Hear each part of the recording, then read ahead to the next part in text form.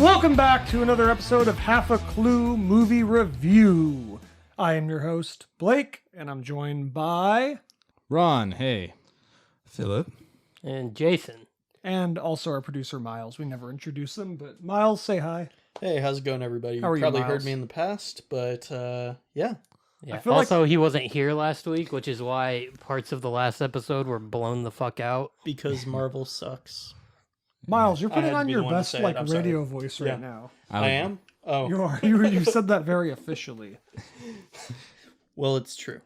Well, welcome back to Half a Clue, the podcast where we do deep dives and we think and we try to figure out what a movie is trying to say. Don't paint us as intellectuals. We try to figure out what a movie's trying to say, and we try to analyze the themes. We try to look at the cinematography, and we try to ask ourselves, what does this film say about the human experience? So I guess I'll start off and say I've got a pretty good guess at who the Bachelor is going to be, or the Bachelorette. Sorry. You guys been watching by any chance? No. No, sorry, man. It's garbage TV, but it's really entertaining, to be honest. It is. Shy kind of roped me into this one, and honestly, you get kind of into it as like people are being eliminated. You're like, yeah, fuck that guy, get him the fuck off of the show. How many seasons have they been on for? It's I think it's season 17. Oh, wow. I feel like it's more than that. Well, this is season 17 of The Bachelorette, so that Yeah. means there's always like a companion season of The Bachelor. Yeah. I think I've seen that seems like a season long 5 through fucking 9 time. with my mom, and I just couldn't stand it. Yeah, it's like Oh, no, running it's water. terrible. It's just always on in the background, it feels like. It's terrible, but it's really like fun. And I mean, it's like fake garbage reality TV. But I don't know. I feel like I get into it kind of. Like there's like this one guy on this season named Aaron. And like, I don't think I've seen him have a single moment where he's just talking to her and sharing his romantic interest. He's always in the background being like, yeah, this guy, he's totally wrong for her. Fucking sociopath trying to win the show. Like every like episode, they'll cut to him like 5 times like he's Jim Halpert. And they'll be like looking at the camera like, and I don't know. It's just fun. It's fun. The only time I ever had any kind of interest with any of the Bachelor stuff was through the Kevin and Bean show on K-Rock. Okay. Because Ralph, for some reason, just loved the Bachelor. Dude, I miss Bachelorette. Ralph so much. He's awesome. He has his own podcast now called The Ralph Report. Yeah. Listen to that later, not here now. Let's finish this thing last. But no, he would have the Bachelor Report or something, and then it was just him. And I think it was Psycho Mike that would just like talk about the Bachelor for like 30 minutes just because they were into it so much. It's fun. You can really get into it. You've gotten into it in the past. Yeah. With an ex-girlfriend. That was the only reason why I watched Yeah, no, it. I mean that's not. I'm not like doing. It's like Questioning a fun, your manhood, It's a Jason. fun. Yeah, no, I don't watch that shit, bro. I don't give a fuck. It's fun. It's dumb. It's much like Fast 9. Dumb, I feel low calorie. I feel like there's fun. better dumb reality TV shows. Than Oh, I'm sure Bachelor. there is. Hell's but- Kitchen, It's like super Survivor. short. Survivor's Yes. great. Survivor's BattleBots. hilarious. BattleBots, yes. Fuck BattleBots yeah, is- watch BattleBots, dude. You into robot combat? You don't know yet until you watch it. Or even like the shitty Netflix like reality TV shows. They're at least a little better produced. I don't know. Forest I and tried, to Fire. watch, one I on tried to Netflix. watch one and it was fucking awful. Like the Sex Island one. You mean the Too Hot to Handle? I don't fucking know. I can't watch any of They're all those like bad. romance shows where they just get a bunch of fucking meatheads into a room and just be like, "Yeah, now fight over this woman." Well, like, you know what's funny is on this season, they're like the most like sensitive dudes ever. Like all of them cry like every episode, and I'm like, this is obviously just all staged. Like you have this like fucking 6'4" ripped guy like crying, going, "I just don't know about the future." I don't know. I mean, maybe I'm being an asshole, but I don't know. It's funny. It's I think entertaining. 90 Day Fiance is more fun and funny. 90 Day Fiance. I've seen clips is of that. fun. I've never watched it. Yeah. same. I've Or- never watched There's it that guy once. with no neck. Yeah. Is that the same show? yes. Yeah, Ed with no neck or something, right? Yeah. Yeah. And he's trying to like. Putting mayonnaise in his hair. Yeah, and he's why? Like, yeah, why? him and he's trying to get after this Filipino He chick. used it as like gel. I don't Yeah. know. I know that some people, like in the punk scene, do egg whites to put their mohawks up. Okay. So maybe Is that that's true? Yeah. That's like an old school thing. They've been doing that for years. Very cool. Ron's looking at cool pictures of Loki, which reminds us we're not here to talk about The Bachelorette, but we are going to be discussing the last and final episode of season 1 of Loki and the Dun-dun-dun-dun. series as a whole. And we'll also be talking about Pig, the weirdest sequel to Babe in the Big City ever made. Yeah, Pig not in the big city, in the rural woods, and then getting torn away. Pig nearly. Pig No, with It your almost slick becomes dick. spoiled. Coming Yeah. in town with your Just- slick yeah. dick. Although Pig, just pig with your general- slick dick. General rule of thumb: we're gonna spoil the shit out of everything. So watch Especially Pig. Can we Pig, just say that first? because Watch you Pig need to and watch Loki. it. They're both great. Okay, El yeah. Pig. When you see go oink oink Way pig. to lead with the the story or whatever.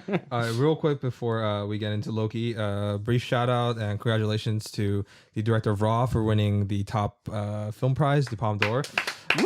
It's called for Good her job. film Titan or Titan. Is it Titan? It's Titane. I apologize. I probably should have researched on how to pronounce it before. Hold on, this is how you Titan. We pronounce say it. that every week. Titane? That's Titane. Wait, I got it right here. Titane? Le titane. Titan. Titan. Titan. Okay. Titane. Titan. Titan. What's it called? It's she's. How'd you get that so fast? I had it ready. Oh, okay. What's it called? I I prepped. mentioned to it. Now. I was gonna mention to it. Like I said, she's the second woman to win. The first win by herself. Even though Spike Lee fucked up announcing the award. Did you? Nice. Oh, I yeah. love when that happens. Yeah, he announced it before they even announced like the two runner-ups. Yeah. Yeah, because he just got mistaken.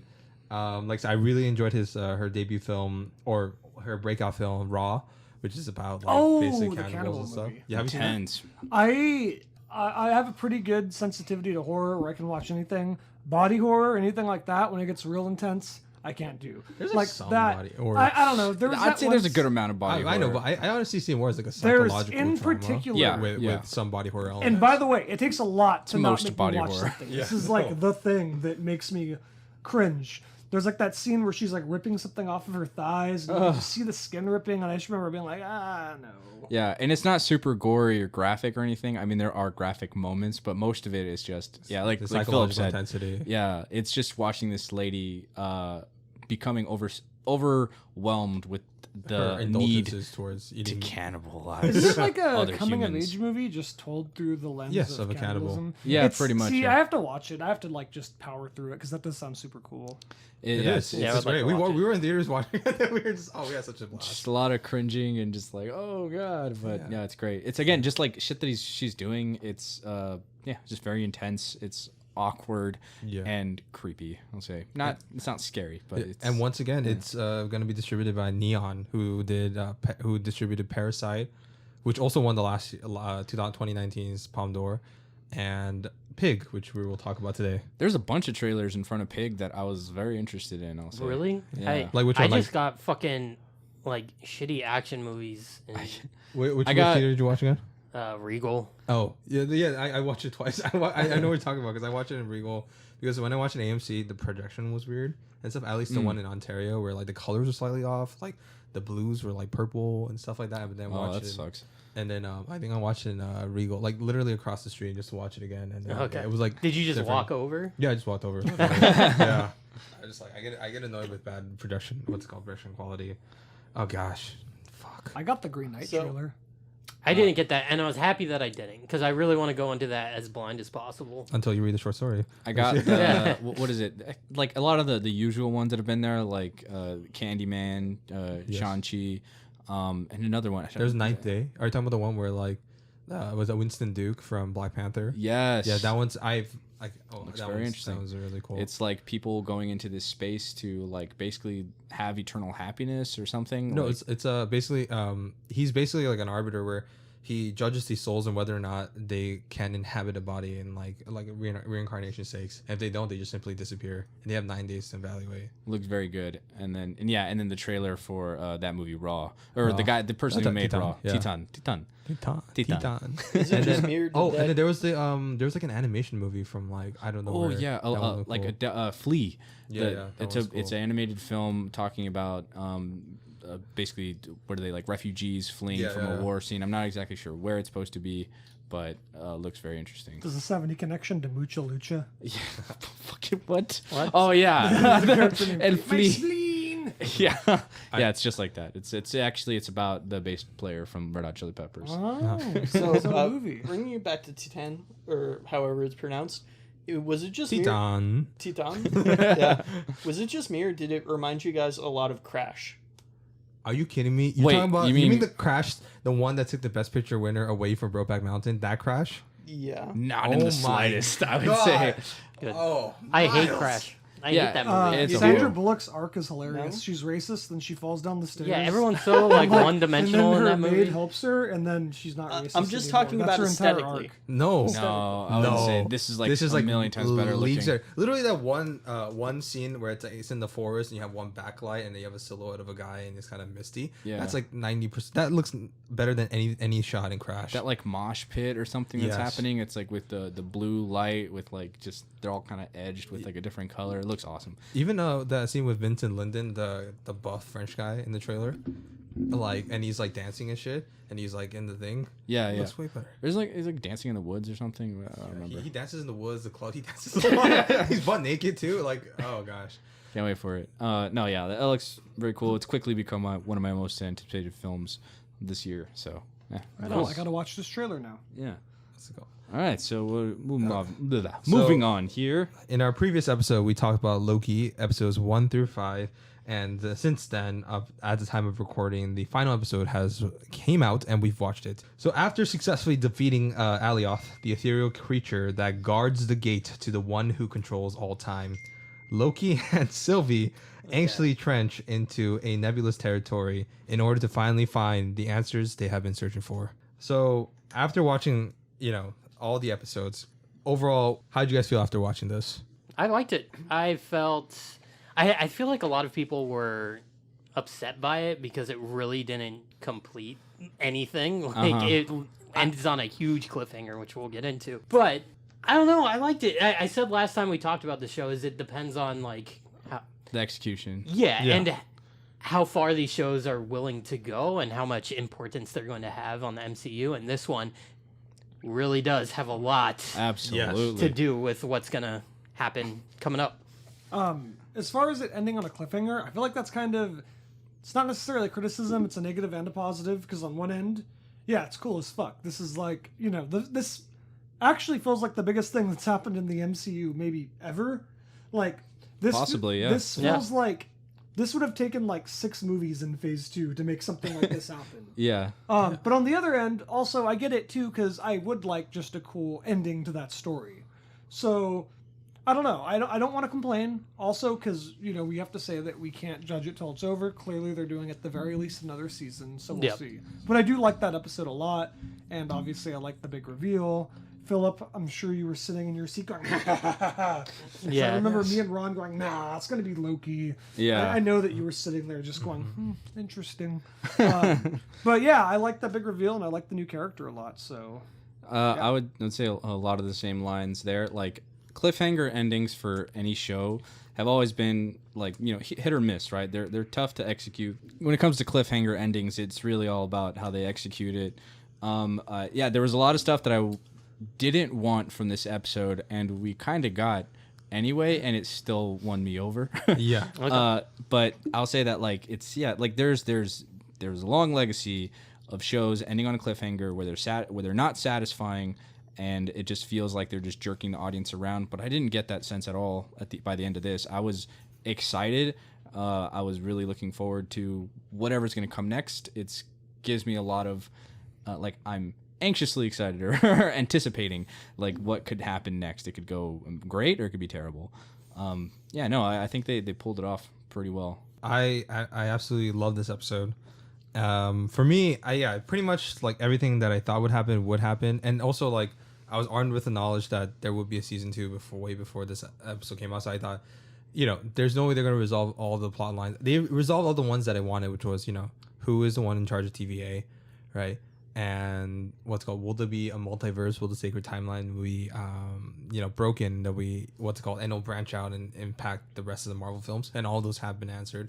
And the small ones like Renslayer, whether it's Renslayer, whether or not Mobius will say wow and get ride a fucking jet ski, and even Loki and Sylvie, there's some resolution to their relationship. We'll get into that in a bit. But yeah, the big elephant in the room is that the person who controls all time, the TVA, is fucking Kang, but it's not really. This is technically they put him in the credits as he who remains. Yeah. Right? And he's essentially like a composite character of the Immortus version of Kang, and also just Kang. Yeah. And then let's brief history on the character of Kang for people who don't know about him. Born in Arizona, moved to Babylona, King Tut. What is That's a reference Hey, to. go, open your cheat sheet to that page. So when we get to like That's Kang, the podcast outline, the cheat sheet.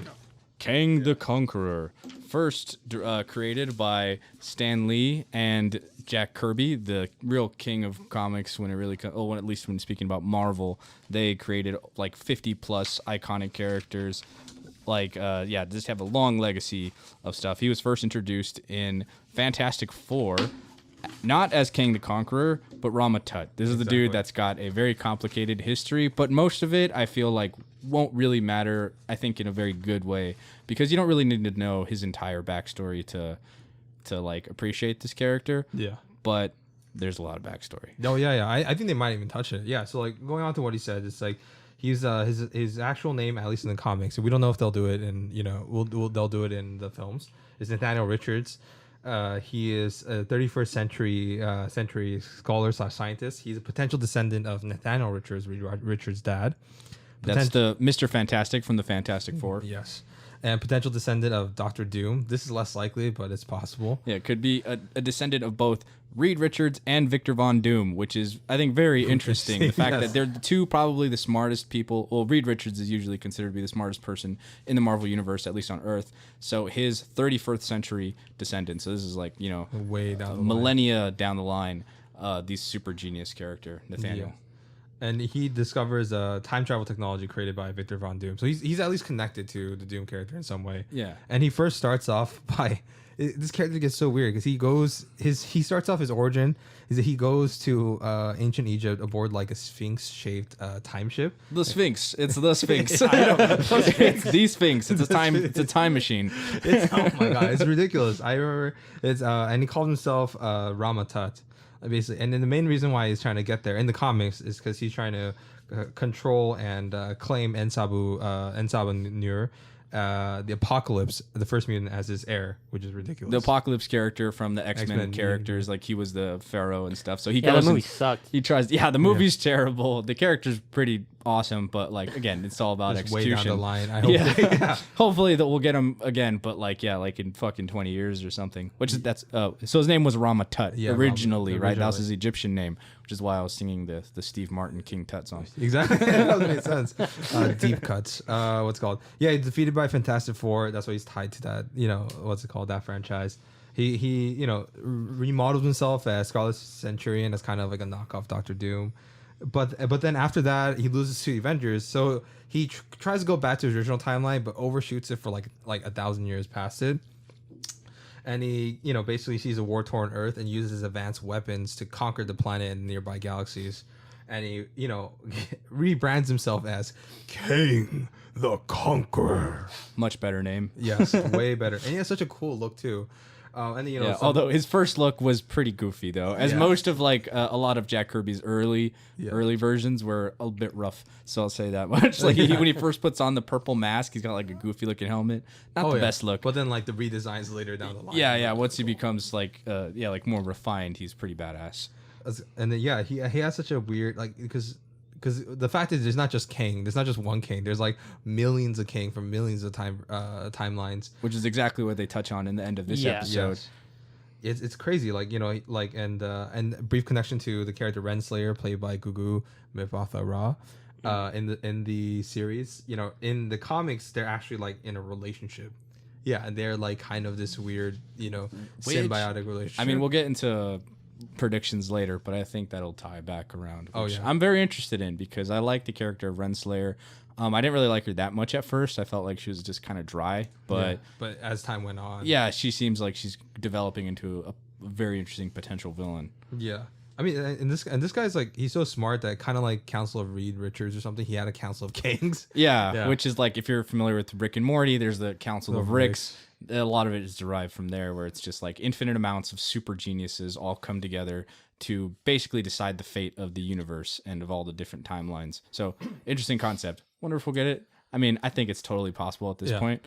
But again, we never know, and that's why I'm excited. I think we might down the line. I know they like signed him for a huge picture deal or whatever. I hope so. I Yeah. mean, he's He's great. great. Well, they Yeah. do say, or he says in the episode, Yeah. there's an infinite number of me. Yeah. So I'm sure we'll get it. I don't know how that's going to work No. They just have in to- a they just have to movie go format. Like, No, they just have to do it slowly, right? I mean, because he's gonna be in Ant-Man. We'll talk about that in a bit. But yeah, he's gonna be in the. He's already confirmed to be in future Yeah, Marvel yeah, films yeah. and stuff. And then like the last thing, which I think we already kind of got like a version of this in the film, is his he has 2 Iron Lad, which is Iron Man version of that. But his big one is Immortus, which is a future self of King the Conqueror. And this is the point. This is the king where it's like he's tired of battles, tired of this, and he just works with the timekeepers to preserve the timeline, which is essentially the character that we get in the Yeah. TV series. And he's sometimes an allied adventurer, sometimes an enemy, depending on how the interests align. And yeah, that's like it's super complicated, super weird. Some people hate him, some people love him. I love him because he's so convoluted and weird and Yeah. stuff.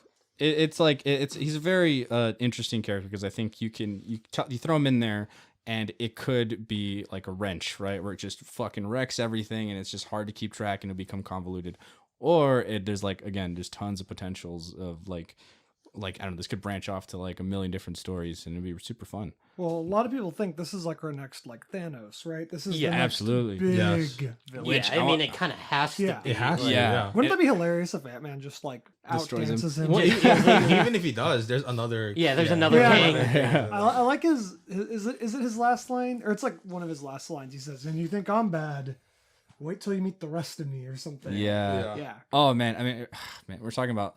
We'll get into the- performances. We'll get into performances later, but like I can't wait to see this actor really play and Oh, just yeah. have like just full range. Because what's so great about again a character like this is that you can branch off and do all different kind of versions of it. Yeah, like you can have a version of him that's like very stoic and serious and like Thanos like, or you could have like a Loki kind of version. It's like it's so fun. This is normally something I'd hate, but they've done it so well so far that I'm kind of Yeah. excited for it. Like, if you had told me this on paper, I'd have been like, get the fuck out of here. But seeing, like, how they did it, I was like, this is pretty fun.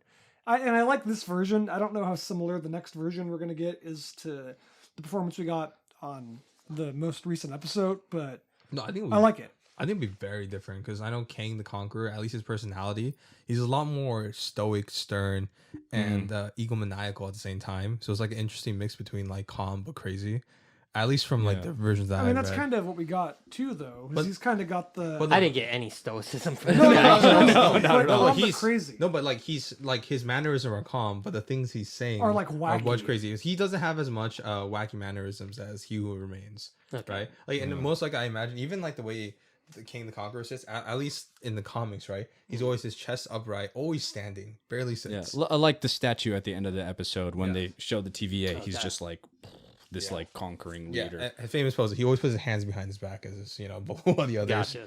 Yeah, so I mean, I think it's super cool. This actor, okay, so let's just get into it. So they enchant Eliath. They get into At the end of episode at the end 5. of 5, and they get into basically his citadel or his mansion, and in Yeah. there, you have Miss Minutes come up. Who, devious fucking bitch. Yeah. She's like, you guys, don't worry, you guys, don't have to do this. Offers them kind of like the red pill, white pill type of thing. And then this is where the point of no return. Which, as I understand, a lot of this final episode was reshot during the pandemic, and that initial sequence where Miss Minutes like talks to them and like offers them this alternate reality. They actually go through. Originally, they had a whole sequence where they see those alternate lines, like Loki is the king of Asgard. He's wielding Mjolnir.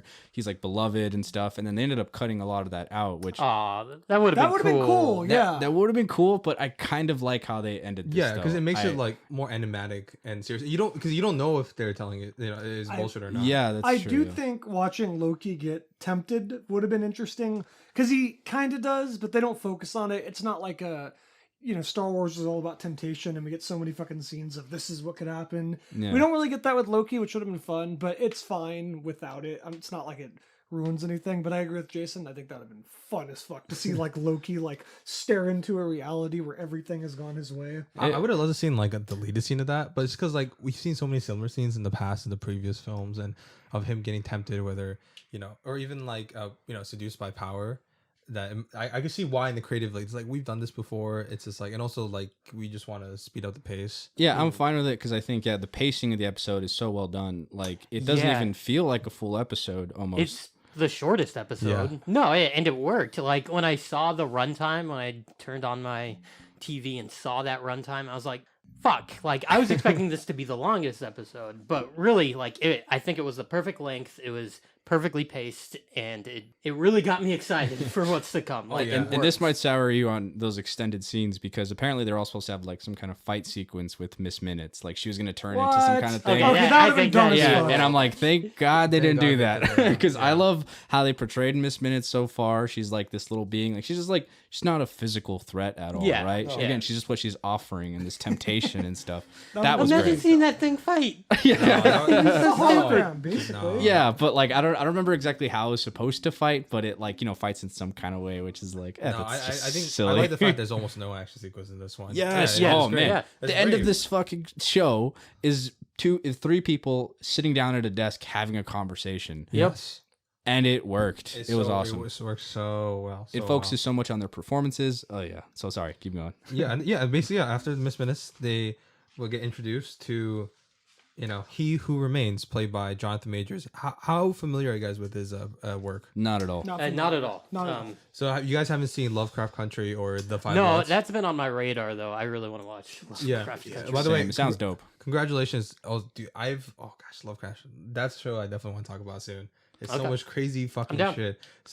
It's like time travel, uterus. I'm serious. Time travel, uterus? I'm serious. Uterus is a plot point, like a major plot point in the series. Okay. It's ridiculous. Jackie Robinson's Birth of Cthulhu. I'm Okay. serious. All right, You have to see let's- it. let's- Okay. I'm not let's- saying too much, but Let's okay. spoil it. Wait, Let's spoil it. Are you saying uterus, like the female reproductive Yes. organ? Okay, Yes. I was worried that I'm you thought serious. Uranus for a second, like Yes, the I'm planet. I'm serious. It's you'll Philip's a see. very educated man. Yeah, that's it called. Okay, so oh my god! Congratulations to Jonathan Majors. What's it called, for getting nominated for best lead performance for Lovecraft Country, and and hopefully they renew it for season 2, even though they canceled. It's like they literally canceled the show, and then the next day they got like they're the most nominated HBO show, and they're like, so it might come back. That's been happening more lately. Shows get canceled, and then just a year later they go on. I like Yeah. it. I'm for it. Yeah. Yeah, it's he's a great actor. I liked all his stuff, even The Five Bloods. He plays Delroy Lindo's kid, and he's such a versatile performer. So when they announced, which is also weird, when they announced it, they said, "Oh, for Ant-Man 3, we casted the villain Jonathan Majors." When is Ant-Man 3 coming out? They announced this in like 2020, 2019. Ant-Man 3 is not coming out until 2023. Yeah. So I'm yeah. like, he has to be in something, right? For them to cast it this I'm so early. glad that I had no idea that they had casted Kang at all. Like I What do didn't you mean? know. I told you about this. You told me they casted him as Kang. Yeah, but then again, I Good tell you thing a lot I of things. forgot about that. Good Yeah. thing that Yeah. didn't remember because when they showed him, I wasn't initially like, that's Kang or that's gonna be Kang. I was disappointed when they first show him. I was like, oh man, it's not gonna be a Loki. That could have It's been a gonna Loki. be. It's gonna be something else. Style. Yeah, it's possible, but I just didn't feel like he was gonna be a Loki. I felt like there would have been some more visual cues or something. I was like, all right, it's just a different guy. We'll see who it is. Like maybe it's Kang, maybe it's not. Oh, we'll see. And it wasn't until he's like Conqueror, like naming his titles. I was like, oh, okay, so it is for sure then. Like I was like, okay, well, so far I'm enjoying it. So let's see where this goes. So what do you guys think of his performance? I've heard overall, like critically, like his performance has been lauded as pretty new and refreshing to the MCU universe, and people are very excited. But for fans, I think like it's been pretty divided. Some people are say he's overacting and it's terrible, and some people are thinking it's perfect for the character and like what he is. Those What do you people guys are think? dumb. No one shits on Marvel more than me, dude. He kills it. He steals that whole Yes. scene. And it's like, fuck, this should be Loki's scene, but dude, it's his scene. Yeah. The way his mannerisms, the way he speaks. There's even like that. There's that great moment where he's like, I know everything up until right, and he's kind of like moving all weird now. Like I don't know. He just really fucking sells this like wacky genius, been around for too long kind of guy. Like I don't know. I think that on a purely performance-based level, it's like one of the best performances like I've seen in a fucking Marvel property. I agree with that. He does have, I mean, he has an episode almost to himself where he can really just play with it, and yeah, he kills it. I loved it. I think again, he won me over. I was not looking forward to it being a Kang character. I was like I really don't think it would work well narratively. I felt like it may just leave too many loose ends, or we just wouldn't care enough. But the way they pulled him off, I was like, fuck yeah. I was like, now I can't wait to see this character come back. I can't wait to see how he'll evolve in the future. Yeah. I don't want to keep repeating myself, but it leaves me more excited for future Marvel shit. What about you, Jason? I agree. I thought he was really good. I could see how people could say he was overacting, but I don't know. It fucking worked for me. Yeah. It worked for me specifically because when he came down from being so like crazy and weird and he got like a little serious, that worked because he was going so nuts, you know. This is how I'd act if I was a supervillain. Yeah, because I think at this point, like, I agree with you guys. I think his performance was great. I think, like, because, you know, like, and the idea is that he's lived, like, trillions of years, millions of lifetimes, and at this point, he's probably getting super neurotic, right? He's been by himself in this citadel for, who knows how long. So he's, like, super excited when, you know, two people come by. He's like, yeah, finally. He's like, I've been waiting for this moment. Like, I'm so done. Thank you. And then it sounds excited. Even when he dies, it was like, we'll get into that bit, but, like, he was happy. Yeah. It was, like, so joyful. I love after he like got to that moment where he's like, I don't know what's happening. I love how he's just watching and he's loving every moment of watching Loki and Sylvie because he's just like, I haven't. He's probably bored. Yeah, this is the first time I don't know what's gonna happen, and he's just in the background. If you watch him, he's got like his hand in his palms, and he's just like kind of smiling. He's just like loving it. He's totally by it. Like he's just he's known everything up until now. So then I love the moment where it's just like a slow push-in on his face as the timeline is diverging, and he's finally realized like, I don't know what's gonna happen anymore. Yeah. And it just like that look on his face where he's like, fuck, I don't know. Like this could go any way. I have no way of knowing. There's a little like lightning strike and you hear thunder and he like kind of jumps a little bit. He's like, ooh, I didn't know that was going to happen. Yeah. You know, it's like we've passed the threshold. It's great. I love the design of the Citadel too, by the way. It looks like it's like been carved out of like one giant piece of black and gold marble or something. It's like, oh, it's just so sick. Like, and then the purple hues, because like, you know, King usually is known for like his purple outfit and stuff like that, or at least the face. And the timeline revolving around the Citadel looked amazing. That intro sequence where you kind of flash through like the usual little Marvel moments, but you're hearing all the different major moments and little funny little moments in Marvel. And it zooms out to show that's one universe and then zips into another and then zooms out and you see that it's all focused around this Citadel. Yes. And it's like, oof. That's like, I was like, okay, this is the cool. And it looks amazing. What's like, those supervillains in purple? That's a Thanos, Joker, Killgrave, this guy. That goes into color theory. There's a lot of color theory in in comic books, just generally speaking, of like basically being able to break the characters down to color. And most heroes are kind of they're basically your standard like RGB. I forget what they're called. The primary colors. Yeah, the red, green, blue. Yeah, red, green, blue, yellow. Those like more brighter colors. And then villains are usually the non-primaries, which are green, or which is like purple. Like purple. Cyan or something. Other colors. But basically, like any of the opposite, like secondary colors. And that's good. I think that's good use of the color theory where we instantly recognize that's a villain. Half of Spider-Man's villains are green in some way. Going from one purple guy to another. It is cool. It's like it's nice. I'm excited. Oh gosh, it's just like I was giddy while watching this guy like doing his weird thing, even with like the fingers when he was putting the finger on the thing. Yeah, or he's like all your talking. I love that part. And he swings for the fences, and I think he hits home runs. I think like I'd rather have an actor swing for the fences like this instead of getting like another bland performance. Like I like Robert Redford, amazing fucking actor. You know, The Natural, what's it called, Ordinary People, but. You know, he did his job well, but he just did his job for Captain America Winter Soldier. You know what I mean? When you have a legendary actor like that and you don't let him, like, you know, fucking loose, it's kind of a wasted opportunity. That's one of the major issues that Marvel has had.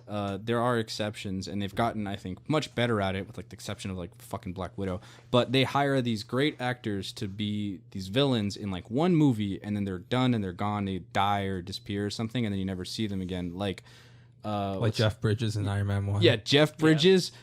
He was great in the first one, but I honestly kind of wasted. Like I would have loved to Yes. see Jeff Bridges like Again. evolve as a character.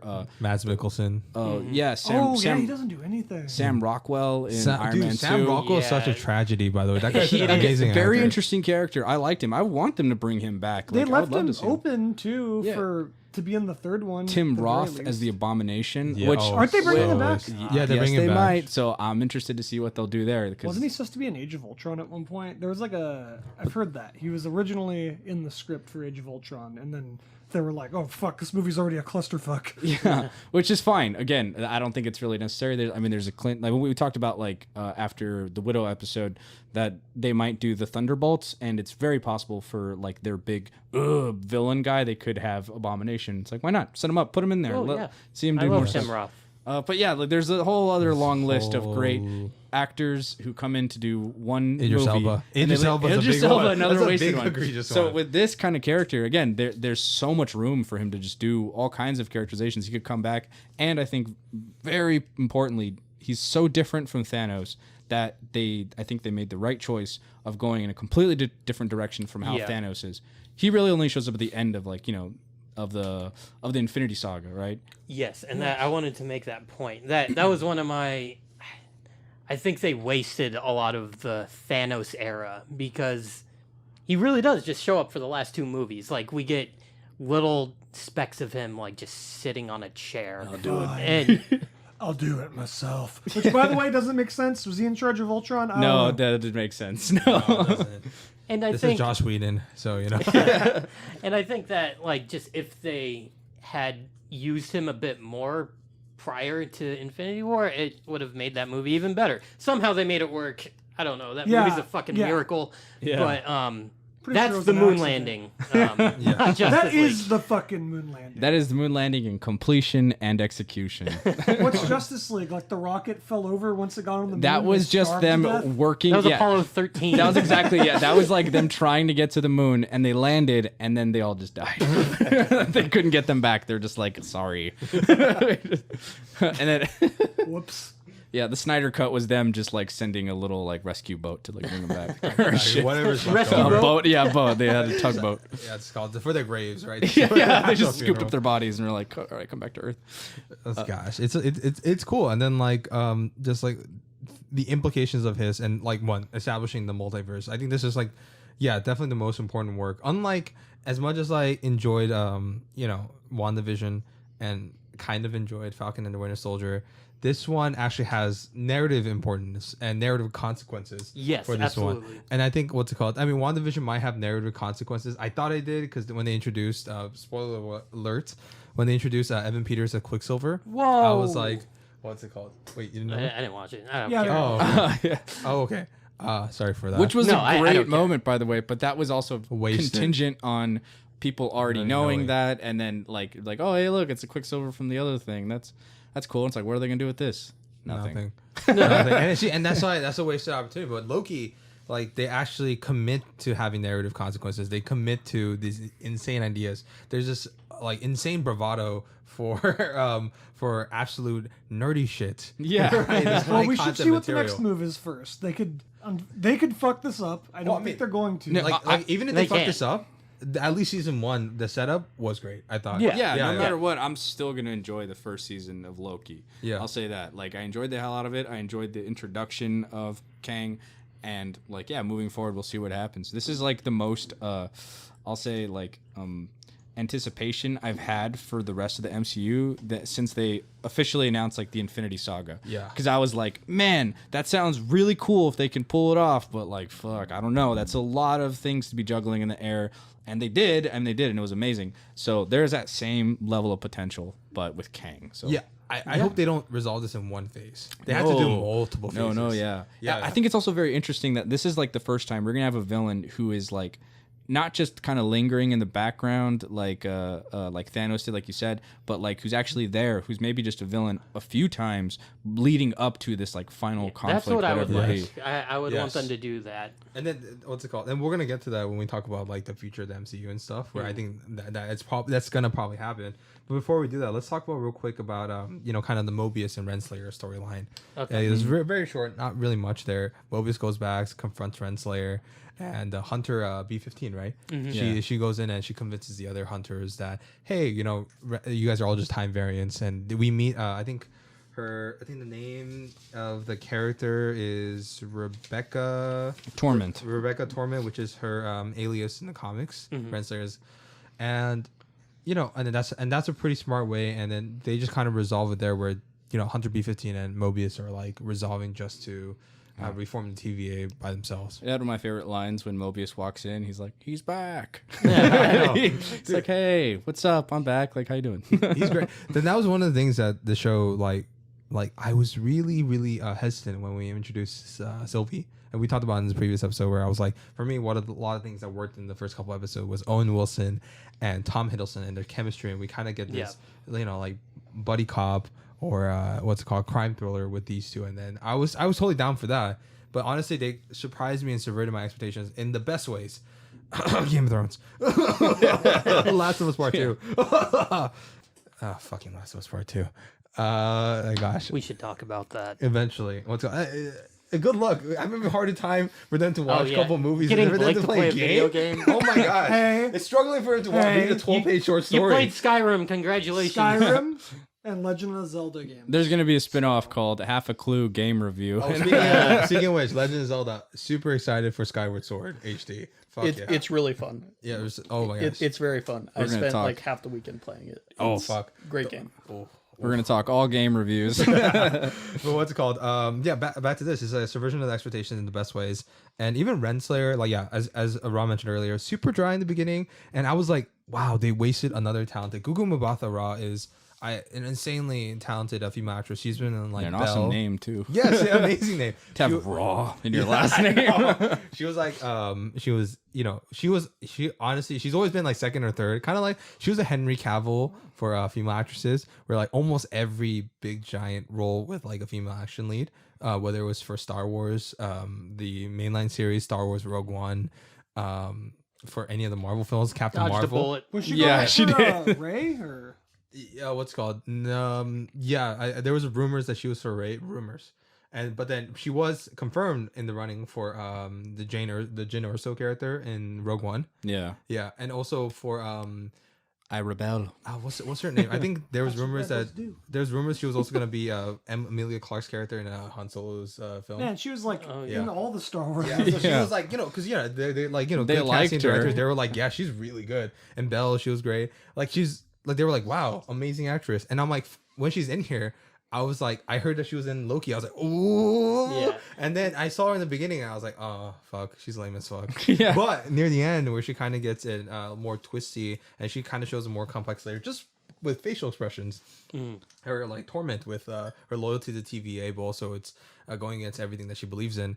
Her and Owen Wilson always shared the best scenes. Like when it was Yes. them just sitting in their office talking and everything. That was where the moments prior to the ending where I actually appreciated Drinking her. time whiskey. Yeah, she I was ties the like, line so oh. well between like she's an authoritative figure, but also A friend. her friend. Yeah. right? And it does that super well. So like when she goes and we find out that she's looking for a free will, which is probably Kane. Right? Yeah. yeah. Which I love the idea. Like she's very authoritarian, right? She's like, no one's allowed to have free will except for the person in charge. Yep. And I love that she, at the end, still believes in the mission of the TVA. She still believes that we need, there needs to be a line drawn in the sand of like, this is what chaos and order, and she's all order. and of course she would go after Kang because Kang is exactly who she would, who gives her that exactly. Part of me wishes Loki and Sylvie just decided to take over so they could go back and be like, I'm your boss, bitch. No, but what I really loved about that in like conversing that with Sylvie, who like really just would not deviate from her plan. Yes. Like Oh, she's yeah. all about like, I'm going to kill this guy. I don't care if it fucks everything up. This has been my whole identity since I was a child. And like she did it. Like Yeah. she did. someone could have told her anything and she wouldn't have given a fuck. Yeah. Like Oh, she yeah. would She'd have be like, done you it. kill me, the universe ends. She's like, okay, so it ends then. Yeah, Like, I don't give a fuck. Let's get into it. By the way, Renslayer kind of right in the end about the order and TVA. Yeah. Yeah, Just we not- don't know. We Just don't not know how handled it's right. gonna. Just Yeah, not handled that's right. what I appreciated too. Is like just all the characters, you could completely understand their perspectives on the situation. Yes. And they were conflicting ideologies is what made it interesting. Like the final fight, because there is a small action set piece, which is the fight between Loki and Sylvie, but it wasn't flashy. It wasn't like this big fight like that turned to like there's no giant ray in the sky. They're just like a small little sword fight, and it's just personal between them two. He's like, please just trust me. It's just like a battle of ideologies, essentially. And it might be the most important fight of like the entire MCU. It is. Which makes it awesome. Yeah, and it's them just like again, like it's that one time where we know, like I don't know. Even then, there was moments where I was like, does Loki just want to take over? Is he gonna be like, wait, let's kill him, but then I guess we'll take over, or is he really gonna say no? Like he just has to stay in charge, and we just go back to how things are or how they're supposed to be or something. But like I didn't really know for sure, but he was definitely trying to have her best interests at heart, and she just didn't believe him or didn't care because she's just incapable. No, of that. let's get that. So like Loki is like he actually seemed somewhat convinced, right? Because I do believe Loki when like he said he is probably has the best lie detector in the series. He is one of the best liars in the Marvel Cinematic Universe, and I think he genuinely believed what He Remains will say. Yeah, and then but Sylvie, I don't think she even cares, right? She didn't care at the point because hers is like a very what's it called anarchist mentality, right? Just burn everything to the ground. Anything who made me suffer will suffer. While Loki is like he's still like his journey is finding his true path and his true purpose, and in the end he's like my true purpose is either to restore order or like to be with Sylvie, and it's interesting to see those two like ideologies battle out both in words and physical form, which this is why I think the scene worked so well. And also it was shot well. Fucking Black Widow like she cut every fucking second using stunt doubles. Or like talking like WandaVision, the final fight between Agatha and like Scarlet. It didn't like feel like it mattered or didn't really work at all because they're like blasting magic in each other, which again is very different than this show. But like it should have been Vision versus Wanda or something like that. Yeah, like because you didn't give a shit about Agatha really. She was kind of there, but then she has like her turn, and it just didn't really matter. Like it just didn't feel like it mattered at all. No idea what they're talking about. Yeah, you should do your homework. Scarlet Witch. It's did not work that ending. But no, with this it's very different. It's, you understand them, you can sympathize with both of them, and even Kang to an extent. And it's hard to say what is the right what's right. Is it free will and chaos, or is it order and suppression? And I don't know. It's like, it is hard. Could you make that call? Like, fuck. And then and then let's talk about like at the end of the fight where Loki has this big, it's basically his version of "I love you" without saying "I love you." He's like, "I just want the best for you," and then Sylvie, who seems kind of moved by it, but he just kisses. They actually finally get a kiss. Yeah. The most narcissistic kiss in the world. Yeah. And then she opens. She uses the TemPad and blasts him into the TVA, which we'll get into. What type of TVA it is. I know a lot of people had issue with their relationship. They were like, I don't know if like it really worked. And I'd agree to an extent. I don't think it was the most developed. I think they did what they could with the time, but like it was a little rushed maybe, but there's more room for expansion in the future. Exactly. So if I would agree with that, if this was only one season, but the fact that this is the first season, right? And then I still don't feel like their love has been consummated. Right? They had a kiss. Oh no, we didn't see that. Yeah. I feel like more like this kiss was, maybe it was like that's why it's the brilliance of the show where we don't know if it's an actual act of romance or if it's just a momentary distraction. Yeah. Is it Loki falling for his own tricks? Yeah, exactly. Yeah. And then so let's get into that. Do you think Sylvie actually loves Loki? We know Loki does. Yeah, I think she does. Yeah. I think she does too. Yeah, I think again it's her not being able to get over her faults or her like this quest for revenge that again it matters. It's like talking about like I don't want to just keep hammering on Black Widow here, but like she's on her quest for revenge and it doesn't really cost her anything. Like she ends up clean on the other side. This is like Sylvie and Loki's quest for revenge, and then it costs them each other. Yeah, and possibly the universe. Like it's a big deal. Like they followed through to the end, and it matters. Like, why did it matters? Hey, like that's cool. Good writing, Michael Waldron. Eric Pearson, fuck off. You know what I mean? Don't ever touch another MCU film. Don't touch a script, please. I mean, God. If only John Krasinski had directed this episode. Oh gosh, this would He would have been king. he would have been king. I legit think he would have been king. Can you imagine John Krasinski doing the finger tap? And he's like, Jeez. hypocrites. As soon as Sylvie would have stabbed it, he would have gone, ah! No, I liked the. He would have walked down an alley. yeah, gosh. It'd all been one shot, but not done well. Okay, so now let's get the whole idea. Like, so Sylvie did kill He Who Remains, and after she kills, like, it goes to a wide shot of the Citadel in the middle, and then you see the multiverse actually existing. Yeah. And what's called? I love that. Awesome just- visuals. Yes. That looks cool. Yeah. You see the universe just splintering and then splintering infinitely as it creates like a web of what looks like a lot like the web of like the actual universe, like just encompassing the entire Citadel. Yeah. Sick. It was great. That's what I'm talking about. That's like, it fixes all the problems I have with MCU with this bland visuals, uncreative shots, what's it called, bad editing, bad music.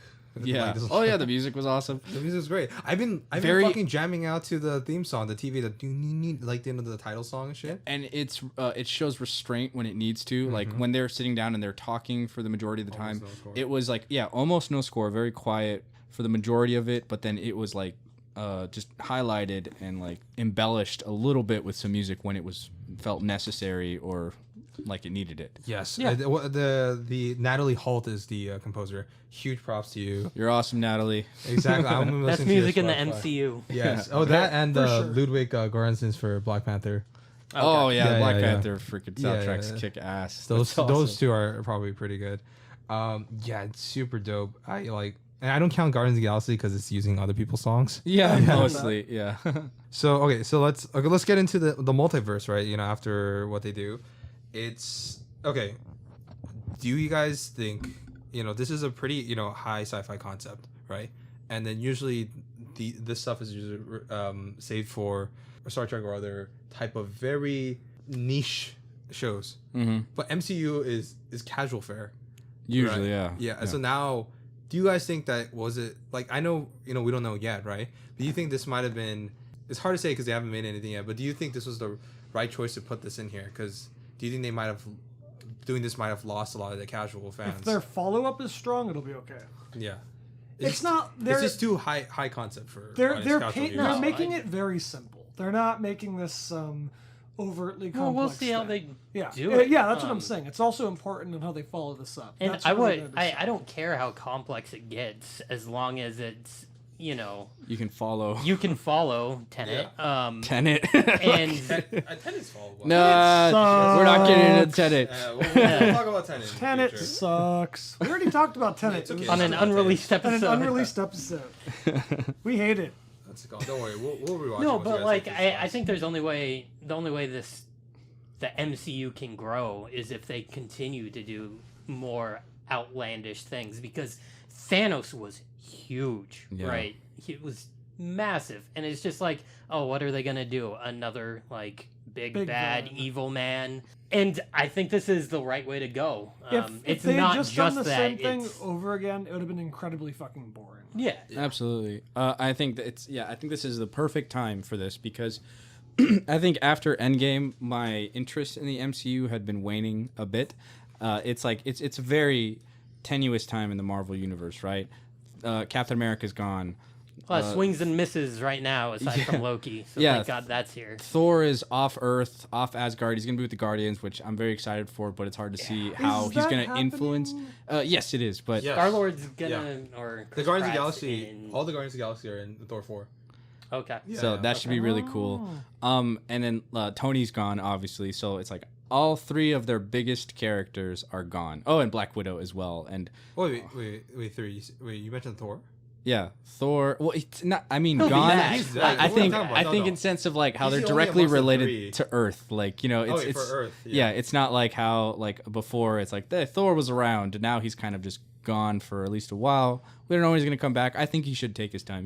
Yeah. Have him go out and do space adventures. That's awesome. I love seeing Thor do that shit. Let's see what happens when he comes back to Earth. But on Earth, anyways, there's like Doctor Strange, Scarlet Witch, Spider-Man. Black Panther, we don't know how they're going to handle that essentially. But like there's a lot of like there's no real clear leader for like the Avengers.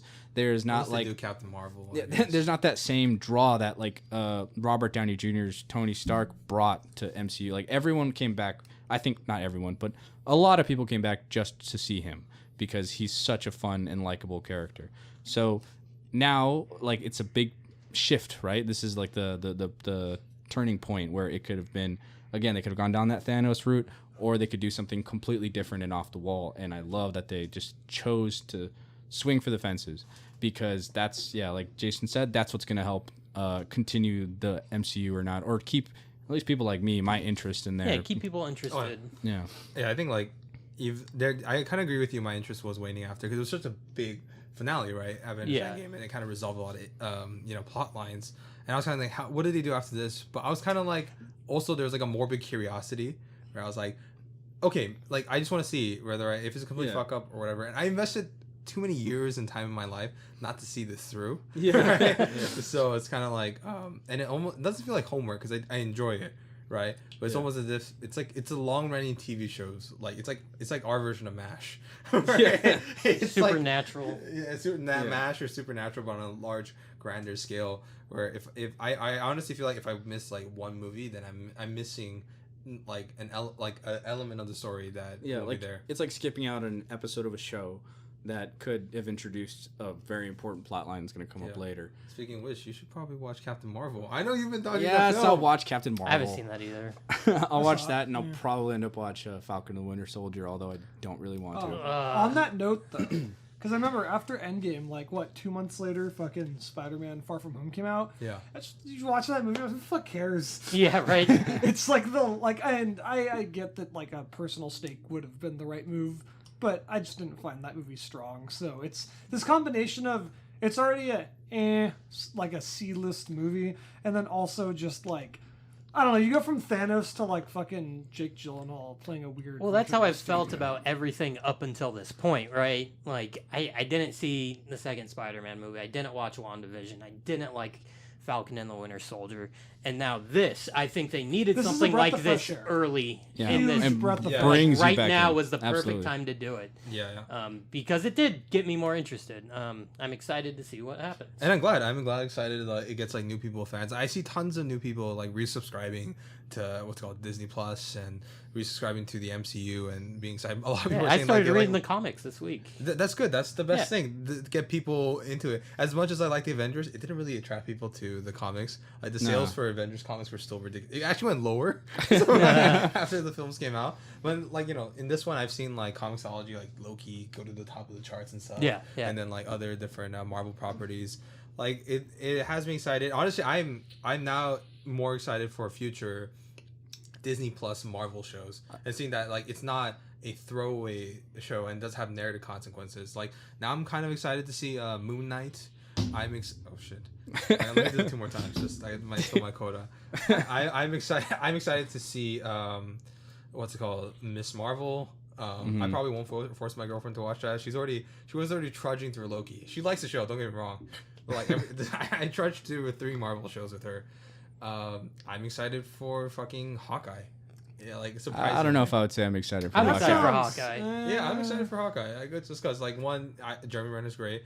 I haven't done too much research on who's behind the scenes, but they also have oh gosh, I keep on forgetting the Kate Bishop played by Haley Steinfeld. Yeah. Yeah, Get Haley the Steinfeld. Jeremy Renner app when that was a thing. Yeah. You guys remember that? No. Oh. Jeremy Renner had like an app where you had to pay like a monthly subscription and he'd like message you or something. Something like really weird. Whatever. Cool. Good for him. Fuck it. Him and Chris Hemsworth had that Censure like workout app or something. Oh, That was okay. it's still there. Like he's still making money off that. Like I'll take workout tips from fucking Chris Hemsworth. yeah. He spends like thousands of dollars on fitness a month or something. He has, I like, bet 6 he trainers. does. Look at him. He looks Chris like a Hemsworth? god. Yeah, dude. Perfect casting. What's called and even the Guardians of the Galaxy holiday special, which is coming out, directed by James Gunn. Oh my Yeah, god. fuck Really? yeah. I had no idea that and was it has coming like out. actual ties to the other films. That's like I love that. Give me my interesting. Guardians fix, you know, because that's again, that's one of the super bright spots for me in the MCU. Yes. Absolutely. that has kept me around. When they first introduced the Guardians, that was very similar to this, where they decided to swing for something like an unknown, different. like pretty much like relatively unknown characters that that were just very unique and interesting and a breath of fresh air, something we had not seen before, and it worked. And that's what I'm anticipating and excited for the coming phases. Oh, I know. It's wild. Oh fuck, Secret Invasion. I know that's the show that we were excited for. Yeah. It's which they could do that with Secret Invasion. That's like when like the Skrulls, like the shape-shifting aliens, they come to Earth, they start replacing people and stuff. They could totally do that, and that'd be cool. But again, it's something we have not seen anything like that yet. So No, my comic book knowledge is very, very small, but I think I might be right about this. Is that where Spider-Man originally gets the Venom suit? yes, Haha, during genius. no, actually take that back. That was actually Secret War. Well, same fucking thing, probably. So Secret War was a little idiot. bit Very different. that was more like going into the multiversal shit. That was like I think was it like Doctor Doom kidnapped the Avengers and then put them on a planet like battle planet, and they all had to like fight like other versions of themselves or something. Am I wrong about that? I might be wrong about that. But whatever. But the point is that like they're on some alien planet, and then Spider-Man King comes did that too, actually. comes across. Is it really? Yeah, he does that too.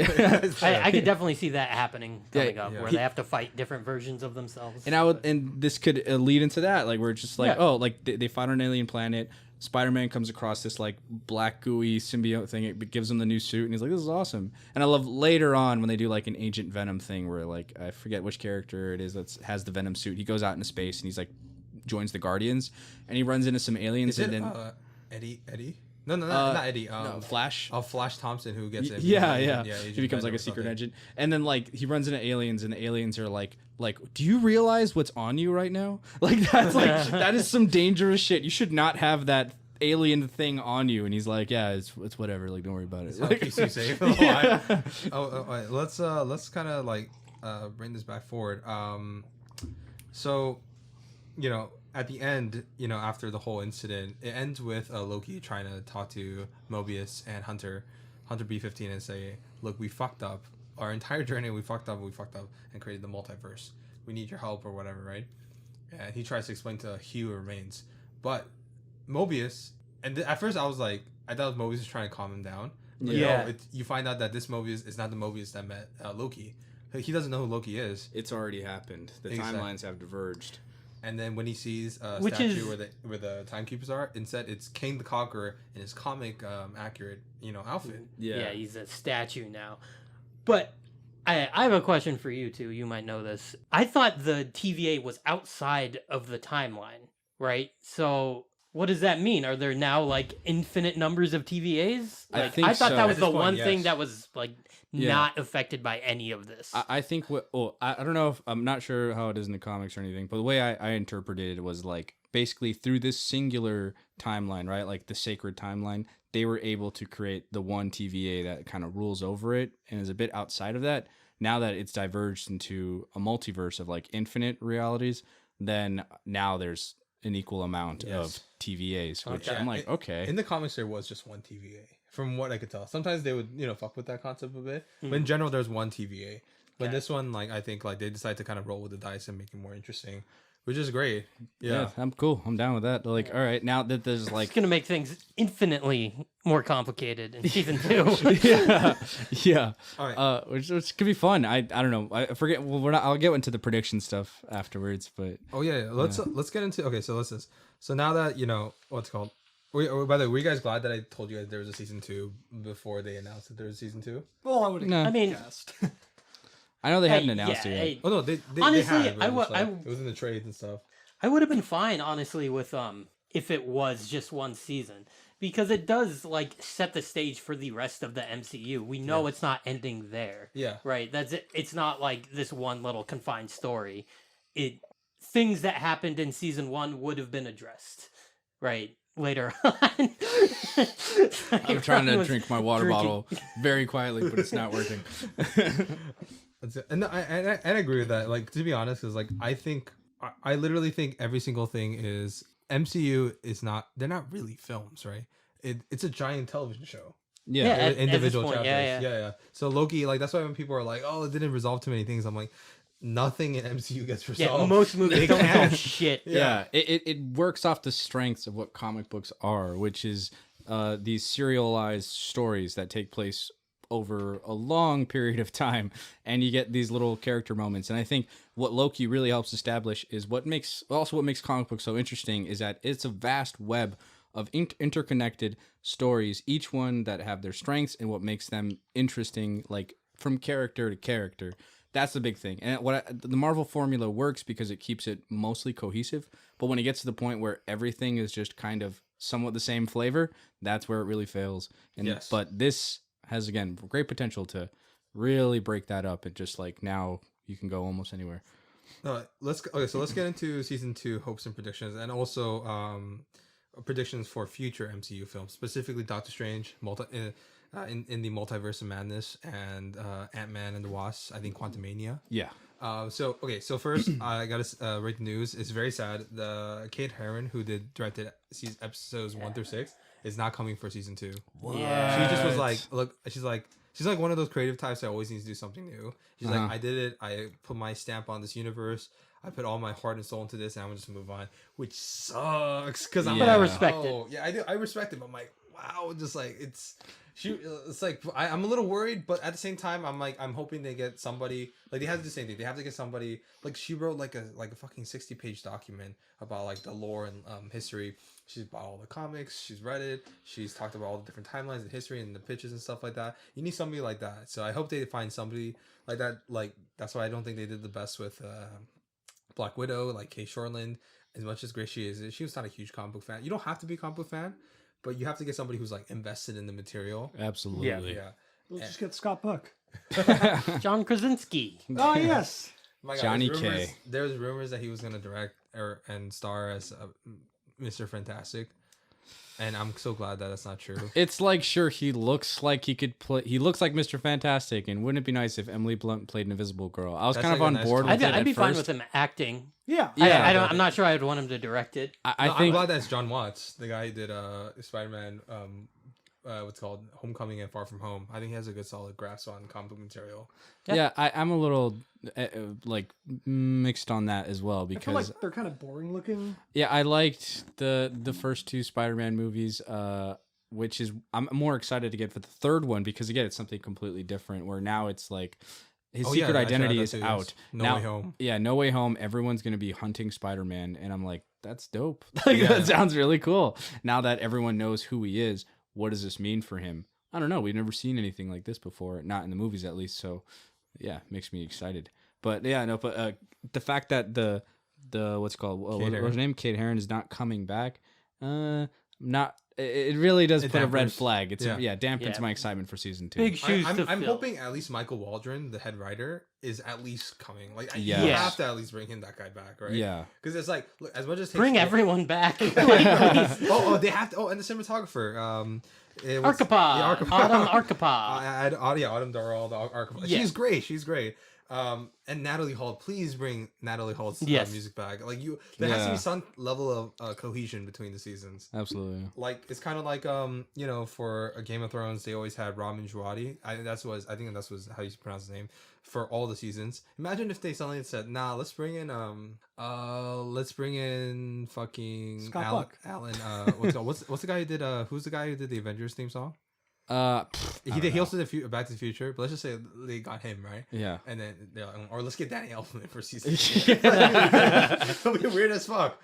So Hans Zimmer. by the way, Danny Elfman scoring Doctor Strange, and he said they're not using temp music, so I'm very Timeline's excited. collapsing. Fuck yeah. Yeah. You're talking about So the multiverse. So they have to bring some of them back. At least those are my hopes. And season 2, I don't think we're gonna get into like 2023 or 4. It's gonna be a while. Bummer. Yeah. Imagine Kang at the end. He was like, "I got one word for you."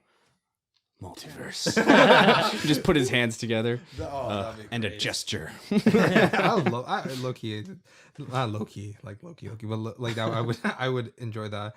But yeah, what are your predictions? So let's first go into before season 2. What are your predictions for like Doctor Strange in the Multiverse of Madness, Ant-Man and the Wasp: Quantumania, and Spider-Man: No Way Home? Like, how do you guys think this will impact that. Like I it's don't already know. it's already confirmed Loki's gonna be in Doctor Strange too. I have Cool. no idea what they'll do with Ant-Man and the Wasp. Honestly, the whole Quantum Mania stuff. Again, if they explore more of the quantum realm, that is much more interesting for me for Ant-Man to be doing stuff like that. Cool. How as far as this show will affect it, I don't know. Maybe they'll be like alternate versions or something. Yeah, I hope is that confirmed to be the main villain for that one. that's something I'm very scared about. Like this stuff is that it's just gonna. I don't want all these movies to just evolve into multiverse shit because that can get old very fast, and I don't want them to tire out that concept before they even get to the next Avengers or something. But as for Doctor Strange, I think That makes sense. yeah, it definitely makes sense. He's the kind of character who's deals with that shit. That's like his ballpark. Him dealing with like some kind of other multiversal villain or some kind of big universal bad. Him dealing with that would be pretty cool. I don't think they should have Kang, or maybe he's kind of there in the background a little bit, but I'm okay with like a cameo, like after credits. I don't want him to be the villain again. Yeah. Like I said, use him, but don't use him too much. Like it has to be a proper. Even though I love Jonathan Majors, he could be farting for 2 hours, and I'll be like, that's fantastic. Hey, you were in a film where Jackie Robinson and there's Cthulhu. Like fuck. yeah. Like get into the other like ridiculous stuff about the multiverse, like again, like this could be like we were saying before, or like I was saying last week, like where this opens up the possibility for a character like Kang to step in now that like the laws of the universe have been rewritten. So having other characters then come out of the woodwork and these like slimy bastards, really coming along to like take advantage of the chaos, right? Now it's like the Wild West where anything can go. I know Doctor Strange is probably going to be pissed. He's son of a bitch. You just made my job so much harder now. That's why I like love. I honestly, I'm super excited to see Loki. Hopefully, Loki and Doctor Strange interact with each other in Doctor Strange and the Multiverse of Madness. Oh like, yeah, I could totally see those two actors, like Tom Hiddleston and Benedict Cumberbatch. Probably amazing chemistry. Yeah, and I love that they're bringing Scarlet Witch into that too. Yes. 3 of the most powerful magical characters in one scene who all have 3 very different kinds of magic. Yeah, seeing that interact with each other, awesome. I want to see that work out really well. It's like that's probably I'm very excited for that one. Probably more than even Spider-Man No Way Home or Ant-Man and Quantumania. Spider-Man No Way Home, I already know it's like because Doctor Strange is in that, and that'll apparently lead into Doctor Strange. It's probably gonna be like a post-credit scene or something, right? Like it has to be. No, Doctor Strange is like a major character in the film. What? Really? Yeah, he is. He's like how he has a mentor in each film. Yeah. He's a mentor in this one. Interesting. Yeah, I can imagine him like hiding out in the secret sanctum or something. Because there's that one storyline in Spider-Man where Spider-Man wishes I think was it Mephisto? Yeah, was Mephisto. Like he asked for like Mephisto. Guys, they've been saying so many people. That's been like a running joke in the Marvel fan base. Is it Mephisto? Is Mephisto the big bad for WandaVision? Is Mephisto the big bad for Loki? Because he's the devil. Like if you watch what's it called, Ghost Rider with Nic Cage, the one who he makes a deal with, that's Mephisto. Okay. Yeah. So we'll get that actor back. Yeah. So it's like that guy's still alive. Bring Nic Cage into the MCU after Pig. Oh, we'll talk about that. Yeah. So it's like, and then like I'm from what I could tell is that that they're trying to adapt that storyline, like where he wishes that everybody forgets the thing. Ooh. And to be honest, but that makes sense. Like narratively, I think that's something he would try to do, like go to Doctor Strange, and it's like, hey, let's try to see if we could like get everybody to forget this. He probably you probably see him like a fugitive, like Spider-Man fugitive for a little bit, and after that he goes to Doctor Strange as like the last person to try to do this, but it fucks it up even more. Yeah. That is a storyline that is one of the most contentious in Marvel's history. I forget exactly what the story is called. The Mary Jane wedding. Yeah. Spider-Man, like Peter and Mary finally get married. Aunt May, I think, dies. Or something, and about time. Tony's and Peter's identity is revealed to the world after the events of Civil War in the comics, when he comes out and he reveals his identity, because that's like the big nexus point of that event. So it just that story where he deals with Mephisto, he wishes everything to just go back to as it was, and I think. Reasonably so, a lot of the fans felt betrayed. They're like, what the fuck? Like all this stuff. All shit invalid. Yeah, everything that had been happening up to this point, everything that was like interesting going on with Peter, like again, like big changes, the aunt dying, his identity being revealed, all that stuff is immediately washed away. Once again, little to no knowledge. Doesn't like Harry come back to life for some reason too? Probably. I don't know. That's like a thing I've heard people say is that Harry's dead in this timeline, and then the Mephisto thing also for some reason brings back Harry. Probably. Like, there's a lot of that where it check, just things just kind of went back to normal, and everyone was like, "Oh, well, I mean, that was just pointless then." So I hope that they don't do happen that. a lot in comics. It does. There are a lot. Hard resets. and There are some fucking- reset events. They usually are far in between, but There's one Yeah. reset event where, in order for Deadpool to die, two universes had to crash while Deadpool was taking a poo. Yeah, I'm serious. That's an actual like comic. Well, that's like Okay. that's like a hilarious. And it resets the Deadpool's kind entire of universe. Deadpool's kind of like outside the bounds of a Yeah. lot of stuff, which is what makes his character so great. Deadpool's now officially in the MCU with that video where he was a Oh, Korg. yeah. Did you see Yeah. that? They released a little clip of like Him of and Deadpool, Korg, yeah.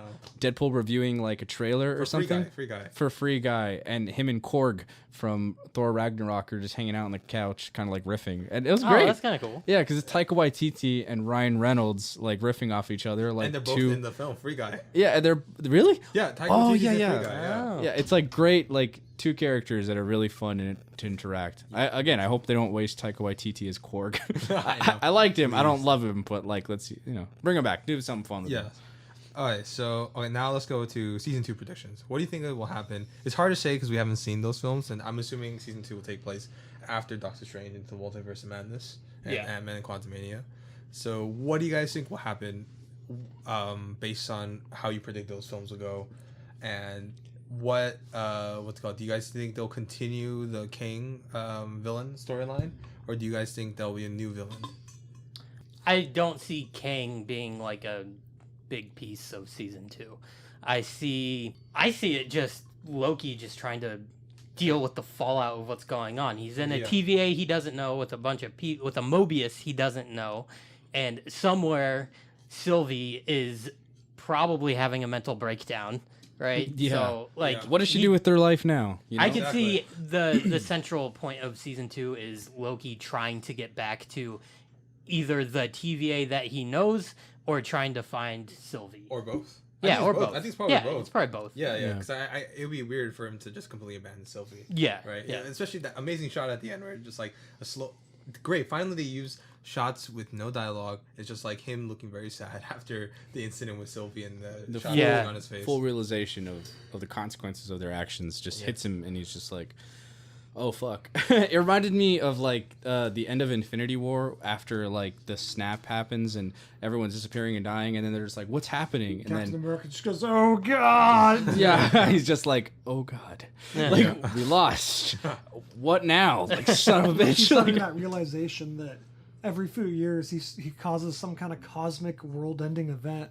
Oh my god. That's true. This That's is like good. 3 days after Avengers. I mean, Yeah. we don't know how much time. That's Yeah, what it yeah. says. Well, he Well, does say like it's been days, months, who the fuck knows? But Yeah. like, Yeah. it's a very short time frame. I know some people have had an issue with that. They're like, do you think Loki's character has changed too much? And we discussed that, I think. Yeah. Yeah, I don't want to repeat my points. It's kind of cheating, but it's fine. Yeah, I think so too. I honestly don't think so because like It's kind of cheating, but it's fine. because it's like because one, he has different character events that leads into a different way. And I think that character is still very different than that we see in Thor Infinity War. Yeah. Not Thor Infinity, Avengers Thor Infinity War. Ragnarok? Yeah, Thor Thor Ragnarok Infinity and War. Avengers Infinity War, where like, can you Yeah. imagine that Thor Infinity War? He's just like, evil Thor comes and tries to kill the entire thing. My God, I would love that. What if? Yeah, Stones what on if? his We didn't even hammer. talk about what if. I don't Oh even my know what gosh. that is. Oh, son It's of a bitch! I sent you that trailer. Yeah, watch the stuff we send.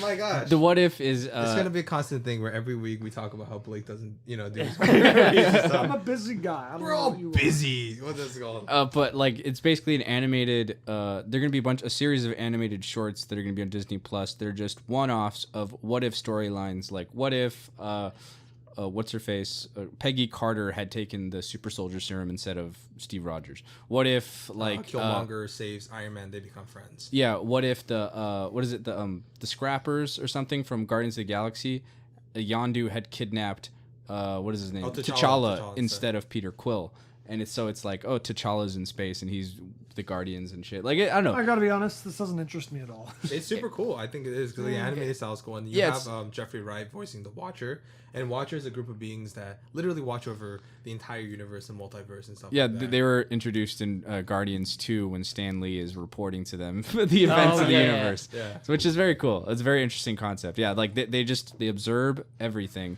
and they not supposed to interact with anything until one finally does in the big event, which I think they will eventually do. Probably, my guess is after Kang. There have always been like his name's been thrown around, but Galactus, right? Galactus is the next big event, in my opinion. If we're talking about predictions, yes. I think Galactus is a guy. He's the consumer of worlds, right? Like his whole thing is very interesting. He's like a function of the universe. It's complicated, but we just lost but Blake. awesome. Yeah, I know. But the point is like I think for season 2 of Loki, I hope they have like some kind of time jump. No pun intended. But like they just jump forward a certain time where like now Loki is integrated into this universe. He kind of gets the rules maybe a little bit more. He's armed with that knowledge and he's not as much of like, you know, fish out of water kind of scenario. It's like now he knows what he's doing, and we get to see him tracking down Sylvie or like the TVA, his TVA that he knows, and work with Mobius to try to restore the timelines. And stuff. stuff. And like I want to see him like interacting with this version of Mobius that he met here and is trying to work with them or something to just. But again, it's very. It's very interesting. I want my Mobius back. I don't want this new I'm Mobius. sure Absolutely. you'll get it. I want Mobius back. Fuck, I want to have the ability. I want a tempad to watch all this shit instead of waiting. Like, oh gosh, I'm like, even though Shang-Chi has nothing to do with the multiverse thing, maybe who knows? Maybe he knows this fucking cheese shit. Yeah, we'll see. I'm glad of that too. Like, I want them to also have contained storylines that don't have to do with the big Kang story, which is coming, right? Yeah. Like, Yeah. they have to do that as well. Like, have balance, as Thanos said. All right, so let's just get into it, and into our overall rating of the show. We've been going on and on about future implications and what our thoughts. Let's start off with you, Ron. What's your overall rating of the show? What from just based on episodes 1 through 6? I'd give it like I don't know if our rating system exactly works for this. No, it doesn't. because but it's a streaming subjective, system. Yeah. But like Let's just say Disney announced there's a Loki 4K collector's edition season 1. like it's funny enough, I love Marvel and like most of the MCU, but like I own very few. But if I could, I would own this one. I think I'd put it on the shelf. I'd something I definitely see myself rewatching in the near future. I've already rewatched like certain moments and episodes just because I wanted to and like revisit them. So yeah, I'd say put it on the shelf. What about you? It was good. Okay, so I don't know how to. It doesn't work. you guys are the one who made this. I've hated this rating system since day Every one. week we argue about this. Okay, so it's good. I'd rewatch it. That's okay, that's so a rating. So that's streaming on Disney Plus. Okay, so let's go. Whenever you don't give a rating, I'm gonna give you a rating. That's fine. Okay, what about you, Jason? I No, really you give liked your it. overall opinion and then Yeah, and then give your rating. I would. I don't know. It is probably the best thing I've seen from Marvel. I'll say that. Like, I really enjoyed it. I think it's the best written, best directed thing I've seen from them. Aside from maybe Daredevil. Oh, well, I do like Daredevil, but like I don't think that counts because of the whole. I don't Who fucking the fuck care. cares? I count it because I love that show. I'll say it counts. I'd say I love. They're like, you guys hear the whole thing with James Gunn and a fan, and like they were basically not arguing, but like, and I would trust James Gunn more because he actually is best friends with Kevin Feige. Where they were saying he was talking about actors as both in the DC universe and the Marvel universe, and someone mentioned like the Peggy Carter shows and the Netflix shows, and he was like, those don't count. And they were like, why? And they were like, because Kevin Feige didn't have a hand in it. And because there's no because there was a whole. I don't care. It's Yeah, part of the Stan MCU. Lee and Jack Kirby didn't write everything that came out of Marvel. You know, Yeah, like but no, they're actually legitimate. Like, think about it. Mahershala Ali, who dies in Luke Cage, is gonna play. yeah, Blade. whatever. That's different. Yeah. But like the point like, is that under the basically- Marvel umbrella of things that have been released, Because that's by I them. don't consider that shit Marvel because it's like by Jeff Loeb and Ike Perlmutter, who's like the cheapest motherfucker in the world. Well, I'll say, all right, Who Jason, cares? give It's your Marvel. opinion, please. I don't care. It's a Marvel property, and it was really fucking good. Not an MCU property, but okay. Who fucking cares? The MCU sucks so- anyways. I mean, Yes. honestly, like stuff Watch that's Daredevil. non-MCU This is has probably been like significantly torture better. for Miles. Look what you've done Yeah, to my boy. no, like literally, I have not watched Loki. I'm never gonna watch Loki. I By the way, watched Miles 3 has episodes. aged 20 years. In this Yeah. kind of- After I have. everything that we've been saying about how awesome Loki is, you still refuse to watch it? Yeah, but you thought WandaVision was good, so I No, can't we- trust you. Wait, we said no. WandaVision episodes 1 through 8 was good, and then 9 was not. 1 through 3 sucked. Because- Those were horrible we already episodes. talked- we I already did talked not about why care. you If didn't you're like- willing to because you give don't like sitcoms. WandaVision a shot, give Loki a shot. It's Yeah. fucking good. And it's only 6 episodes. Wait, but I don't think he'll like because how much you haven't watched that much MCU shit, right? So you're No, super lost. like literally. Hey, as long as few you've and far seen the between. first I Avengers, haven't watched much, you're but fine. I hate it. Okay, yeah, that's pretty much Infinity. Miles every time. Okay, Infinity War Part 2. I watched 20 minutes and I turned it off because Did you watch? I hated Did it. you watch See, that's- Infinity War? No, he just said it right. He only watched No, 20 no. minutes. Did you? Called No, did you Endgame, watch fucking Infinity idiot. War? Yes, I did. No, you didn't. You only You watched 20 watched- minutes. No, I watched Infinity War, but And did Infinity you like War it? Part 2. Did I you? only No, watched I'm not 20 talking minutes. about Endgame. I'm talking about. Endgame. Did you like Infinity War? I thought it was okay. Had you watched? How many other Marvel Okay, movies so- had you seen up to that point? Guardians of the Galaxy, all the Thor movies, I thought those were pretty good. Iron Man 1 and 2, didn't watch Iron Man 3, and Captain America, the Winter Soldier, and Captain America Civil War. Okay. And After it You, got to Infinity you wouldn't be War, lost if I you gave watched up. Loki. Did you watch any of the Avengers movies? Wasn't like Civil War kind of an Avengers movie? Yeah, but I I'm talking consider about it- like. The words did it have like the films with Avengers in the title? How many of them have you seen besides Infinity War and 20 well- minutes of Endgame? Blake. Which, by the way, like some of the opening of Endgame is like arguably the best stuff of the movie. Like, Yeah, Blake convinced me to watch Age of Ultron once, and then I was like, It's a bad one. yeah. Why'd you do that, Blake? Well, no, I mean, that if you, was like when it came out, and Look, I was I- like, bro, you gotta see this movie. It's like, terrible. I think for Marvel, it's like the thing is like they bought me enough with some of their good stuff, right? And they have their overarching stories. Like how like there's a bad episode of a TV show you like, but you still watch it to understand what's the next installments. Yeah. Yeah. I'm kind of in that state right now. Like they have enough goodwill for me. I would to say, watch. like, probably up till even like Black Widow, they'd never made a bad movie, in my opinion. They'd always I agree been with that. good, and I've always had something that I've enjoyed and taken away from them. Even like Iron Man 2, I think sometimes it gets too much hate. No, I like do, I it's do. it's I not. agree with that. There's so much hate for that film. Yeah, and even Age of Ultron, I think the problem with that, which I think we'll get into when we talk about Pig, was marketing.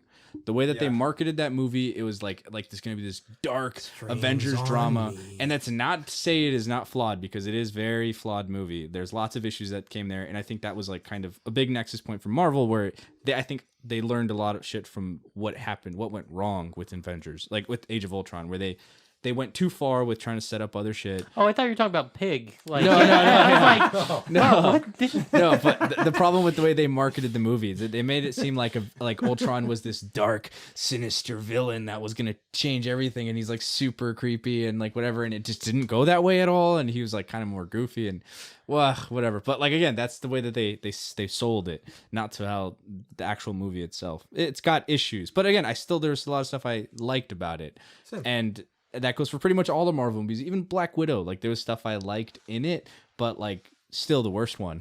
Oh yeah, that's, But I wouldn't even. So- I would say that's so- probably arguably their first bad movie, where I was like, I walked away from it and I was like, man, I don't ever really want to watch that movie again. There was very There's nothing little. to gain. Yeah, Like, there's nothing that really that's gonna draw me back to it. Unlike pretty much every other Marvel movie, where I'm like, I'll there's rewatch least it at some one point. element that I like. Yeah. The characters are always their strongest. yeah, the point. characters are definitely, I think, what makes these movies work. Yeah, and you have someone like Kevin Feige. Because they're consistent Yeah. and they're fun. And they're cast perfectly. I don't know how they do yeah. that every yeah. time. Yeah, their Oh, I cast's forget. amazing There's as the well. cast lady. It's a woman who casted pretty much all the MCU. Yeah, she has like a video of like she's a talking fucking about, OG, dude. she's amazing. Awesome. Yeah, Big she's- props to her. Yeah, she's like, and then like she's the one who fucking and James Gunn, who has huge like he has a not ego, but he does put his foot down on quite a little bit of things. But she managed to convince this unshakable, unmovable rock to cast Chris Pratt, because he didn't want Chris Pratt at all. He was like a fat guy from Parks and Rec. Right? Yeah. And then eventually she convinced him, and look what happened. Yeah, he right? probably wanted Nathan Lane, or who's it? No, not Nathan Lane. Nathan Fillion. Yeah. But then age backwards. Nathan Lane as Nathan Lane. Star Lord. Hey, let's hope that in an alternate reality, Nathan Lane is Star Lord. We can see that. Okay, so by the way, just real quick. So I mean, like for our rating systems, you know, you guys don't have to take it literally, right? Like shit bucket is like, you know, it's shit. It's 0 out of 10. What's it called? Bargain bin is like it's bad, below average. See, it We doesn't make came any up with the sense. rating You guys came it up, and I'm trying to make sense Let of me it. explain Wait, why wait, that wait. doesn't make sense right there. All right. And it's like, if you guys don't want to actually do it, but wait, let me finish explaining your convoluted system. Hours! I jumped put into way it. more work into this than us. Yeah, like you know, like everything. Fucking bitches. Hey, I edit. Okay. What's it called? Yeah, I appreciate you for that. Actually. Thank you. What's it called? And then there's streaming, basic streaming, which is just average. And then there's on the shelf, which is really good / great. And then where's masterpiece, which is in the museum. Yeah. What's it called? Hey, can we just mention real quick that this entire like system for ratings, we came about this as a joke because we watched too many films where people were shitting in a bucket. A lot of them are unreleased episodes, so Yes. you Yeah. guys don't even know. The listeners are We probably came up really with this as fucking a joke, confused. and now we argue like we're the Supreme Court trying to figure out Yes. legislators. So, like, We're interpreting the This is not the shit bucket because we it's our constitution, and we we're just gonna have to For get a now, lawyer unless on we to all help us agree, and figure then this you out. know, assign proper amendments to the proper branches. We're gonna have both to get a executive, lawyer legislative, on and what's it called? hopefully we like when off the podcast, we'll figure it out for sure. No, I kind of Have a like, definitive like system. having it here. So Jason, what rating? So based on that, like it's not like on the literal. shelf, I really liked it, but I could never put anything Marvel related in the museum. Thank so you. I agree with that. I would put Infinity War in the museum. That's for me. I think that's fair, honestly, thinking about it. Sorry, I'm it's torn fair. between that. I That one's mean, like Infinity War does I- have flaws, but like I- I think the good in it is surpassed by the flaws. Oh, Miles is dying. He aged 20 more years. I just said that statement. Let's wrap What's it this called? up before Miles okay, dies. so- Infinity for me- War was okay for a children's Okay, book yeah, no, movie. no, Okay. we're not having this Okay, argument. let me get to Mr. my- fucking let me get to my Superior opinion. over there. Okay. Fucking Battlestar Galactica or Stargate Yeah, you're acting like right. that shit is sacred. Stargate. First of all, Stargate is amazing. I'm okay if you Those shit on Pharaoh it. helmets are so fucking stupid. So Miles, I'm okay if you shit on something, but you gotta watch it, right? I'm not It's shitting like- on Loki. I'm shitting on the it's like- MCU. No, even the MCU, right? It's like you know, it's like when you put your butt on the toilet, you have to put where you put your butt on the toilet, and when you open your ass cheeks to the floor. Jesus Christ. You have to know what you're aiming. You have to know where the fucking feces out of your asshole and there's the fucking toilet. Okay, but so let's go to let's my- wrap let's go to this up. Let's go to this. Okay, Wrap so this up. overall, I think it was good. I think my opinion is already pretty much out there. For me, on the shelf, I would buy like a 4K or whatever if it came out and it goes into the behind the scenes stuff. Yeah, I would love to it's on watch the this in shelf. 4K. Okay, and a quick word from our sponsors. No, don't say that. That's the one that fucks me up. Don't say that. Just say we'll be back. And we'll be back. And we're back to the second half of Half a Clue. Movie review. And we're talking about Pig 2021 film, directed by Michael Nice Cernowski Spider-Man reference. and written by Michael Cernowski, starring Nicolas Cage. This was the weirdest sequel to Babe, Pig in the Big City ever. The whole time I was like, how did he get here? Yeah, I was waiting for him to start talking. I I know. thought they kind of...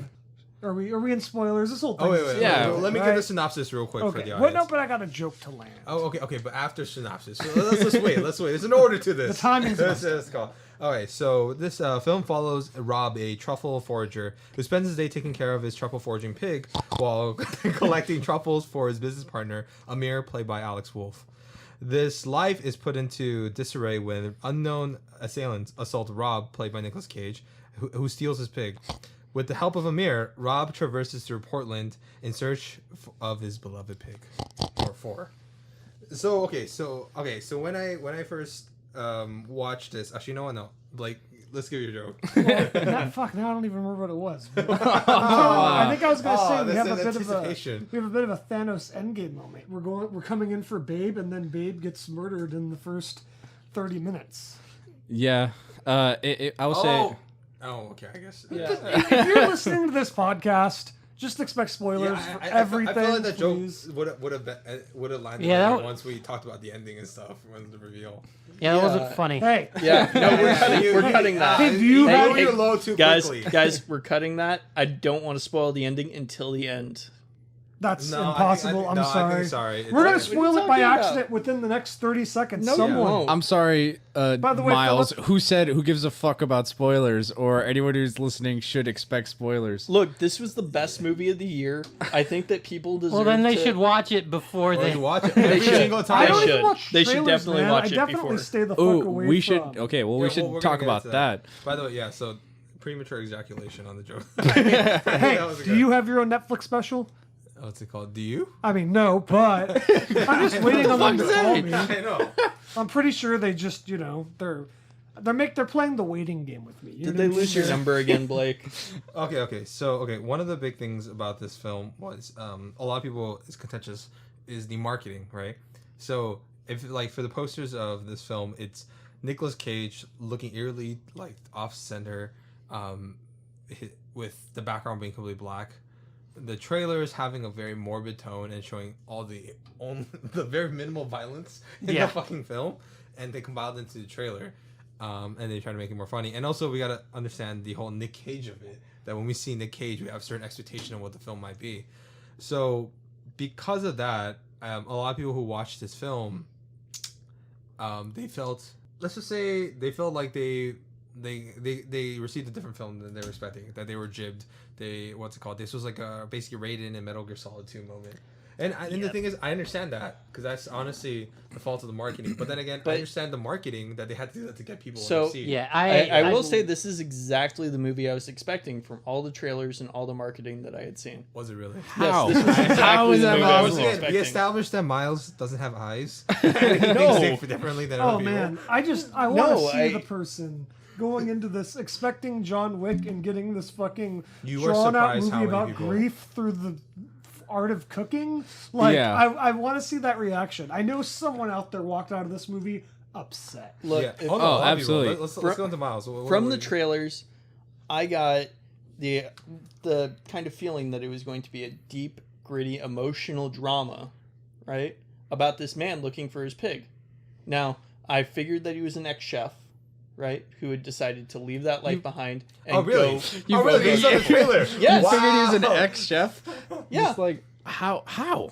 They say it. They don't give it a single clue in the fucking trailer. I was Did they telling, really? yeah, I was telling people Which beforehand. trailer?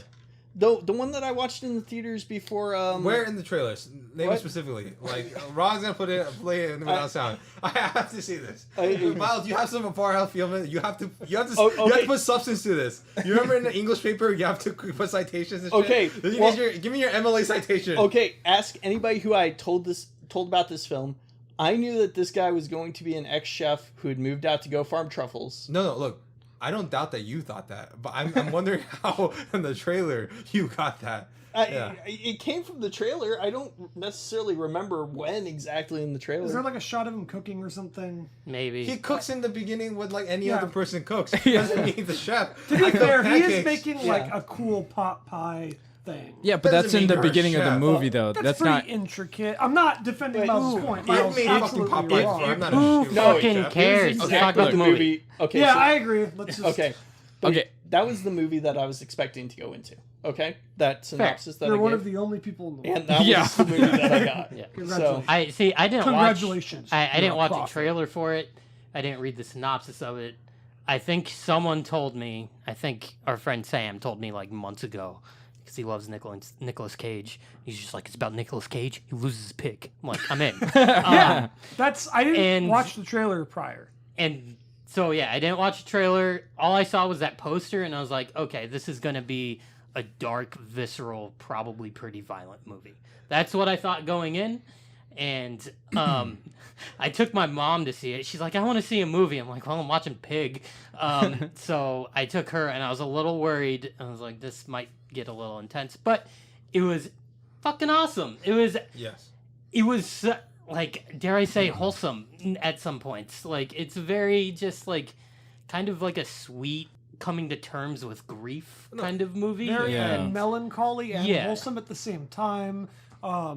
There's a lot of moments that kind of give you a bit of both sadness and kind of a feeling of achievement. Specifically the last shot, which I guess we'll get into later. But yeah, wholesome and sad. Kind of a weird combination, but it works incredibly well. I'll say I watched the trailer ahead of time, and I was not really looking forward to it because I figured it was my just pick? it was gonna be a John Wick ripoff, but instead now it's Nic Cage hunting down whoever took his pig, which is also reminds me of The Protector, which is the Tony Jaa movie where he's a Badass film. yeah he's in Thailand, right, and he has like this elephant that he takes care of and he loves and whatever, and then people take it for the illegal like meat markets, right? So he's hunting down the people who were responsible for taking and possibly killing his elephant. So I thought they were doing the same thing here, or they're gonna kidnap him and he's gonna go through like fight his way through the meat markets and shit. Because for me in the trailer, I picked up the action sequences where he's getting knocked out and he's like, "Where's my pig?" It's like, "I'm just here to find my pig." And I was like, okay, so like this is I kind could of see them cutting a trailer like that. yeah. I was like, I guess this is gonna be like an action movie. I'm like, hopefully it's not. And in a way, it was like John Wick. Or it was like The Protector, but just coming at it at a completely different angle. Where instead of him fighting with his fists, he never even swings a punch. He fights with food. Now, He really does. Now, see, Yeah. there's a reason for that actually. It comes back to the whole thing of art is violence. I forget who did Drive again. Nicholas Winding Refn. Yeah, so Nicholas Winding Refn had a famous quote that art is violence, and that's really Of course Okay, he would say that. wait. I love Nicholas Winding Refn. Yeah. He's on record. He's like maybe my favorite director. You're wrong. This is absolutely the fucking different thing. Wait, what? His thing, I think that's his way of Wait, justifying violence as an art, than trying to say art is a violence. No. Maybe that's what he was. I like what Shia LaBeouf. Let's let Miles. Let me finish get his into point. my explanation of this. Okay, let's not cut hairs on this. So going into this, Nicolas Cage's character is an old chef, and that's his form of art, right? And you see throughout the film that in his old life, he was very violent with his art. You know, he basically wanted to make people feel something. Even when he says, "Oh yeah, the reviewers, they don't matter because what you're doing, that isn't real, because that's not really you." And the stuff with the fight scene, which I didn't understand immediately after until I, gave it some thought afterwards, where the fight scene basically just is revealing that he is a person who used to be an artist and now he's no longer an artist, and that art form being cooking, and he's given that up because he doesn't feel like he can do that anymore after the loss of his wife. Okay, so wait, hold up, Miles. How do you define violence? Violence can be anything. What? No, I'm serious.